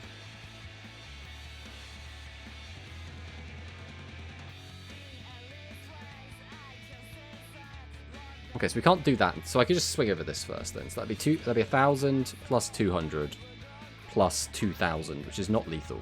We'll only have 2 cards in hand. How was the Digimon opening earlier? It was pretty cool. I mean, I just like new stuff, right? So obviously I got the new Digimon start decks, and I also got the get it under this pile. The Hololive stuff. Gonna try out both the games. Try out the Hololive card game. We're gonna try out the Digimon card game. We're gonna see which one's more fun. It's one of those things. I just like different card games. I was saying this earlier. I don't know if you were like in the chat. Let me go there quick.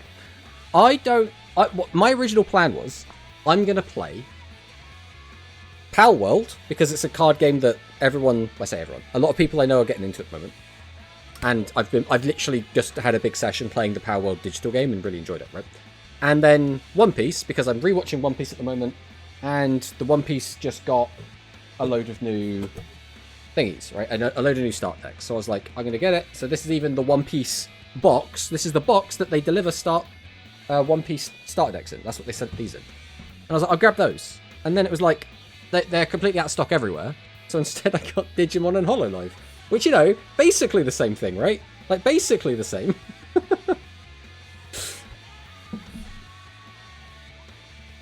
You bought Holo and Digimon and One Piece. Now, I did not get One Piece. One Piece, for whatever reason, no one is selling them. They are completely sold out everywhere. But hello, Desmine. So I got these. These are my Digimon. I got the Beat Break and the Data Squad ones. Because these are two relatively newish start decks, I believe. And so they came out around the same time, so I figured they'll be like a similar power level. And then I got these. I got the Hololive, Advent, and Justice boxes. Because again, these ones also are relatively new and came out at the same time, so I assume these will also be a similar power level. I got the One Piece cardboard box. Exactly. That is basically all I have, the One Piece cardboard box, which is a bit sad, because again, I wanted to play like a Eustace Kid deck, or I want to play like the Zoro deck with all the samurai. I was like, that looks really cool. And then it was like, yeah, we literally do not have them. I've never heard of Hololive. So Hololive is... So I have a friend that is really, really, really big into Hololive, right? Hololive is VTubers, right? So these are just VTubers. These are people that you can go and watch stream on YouTube. Like, they might not be streaming right this second, but they are regular YouTube streamers. And they're idols, right? So they sing songs, they play video games, they do all of that crap. And then for whatever reason, they have a card game. So, you know, these are their cards. We have some of their cards here. But the whole thing is that this card game, as far as I'm aware, is basically the Pokemon trading card game. As far as I'm aware, this card, like, there's energies, just like the Pokemon trading card game. If we show you just like, I don't know, like a regular ass card, you'll see it looks like a Pokemon card, in terms of like the layout and everything. If it will focus. It's so close to focusing, but it really doesn't want to. There we go. So you can see it's got like energy costs, it's got like damage numbers, it's got HP, it's got like what stage of Pokemon it is. It's basically a Pokemon. It's basically the Pokemon trading card game. One of the biggest problems with that One Piece TCG, they are sold out the day the new boxes release every time. Scalpers, I love the series, but because of that, never got into the card game. Yeah, it's a shame. It's a shame, because I want to... I like playing card games. So the only reason I actually bit the bullet and bought these cards is because I was dejected because I couldn't get what I wanted. So I was like, I want to get something. So I got these. And these were actually really good value. Like, price-wise, these were really cheap. So I'm very, very happy with the amount of monetary value that I like gained from these. So I'm quite chuffed. Now the downside is I'm gonna have to get my friend that doesn't care about Digimon or Hololive to play these with me. So he's not gonna have a great time there, but I'm gonna force him. He's not gonna get a say in the matter, because I have to learn with someone before I see like the other friends that play this. What about prizes? Does it have prize mechanic in Hololive? No. So this is, I believe... So again, I don't know. I haven't like looked at the rules in depth yet. This is, I think, like your like character card. This is like the big difference from Pokemon, where you have like a life instead of like prizes.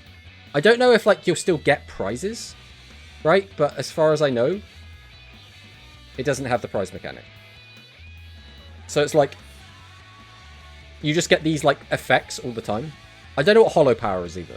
I don't know if that's, like, mana or something. But I have no idea. I'll learn it, and then I will report back when I do know. But that is probably going to be the end of the stream, because it is 4 o'clock UK time, which means it is my ending stream time. Today was actually really cool. I really enjoyed everything we did on stream today. Just to go a little bit of a recap, we opened our new starter decks, which was...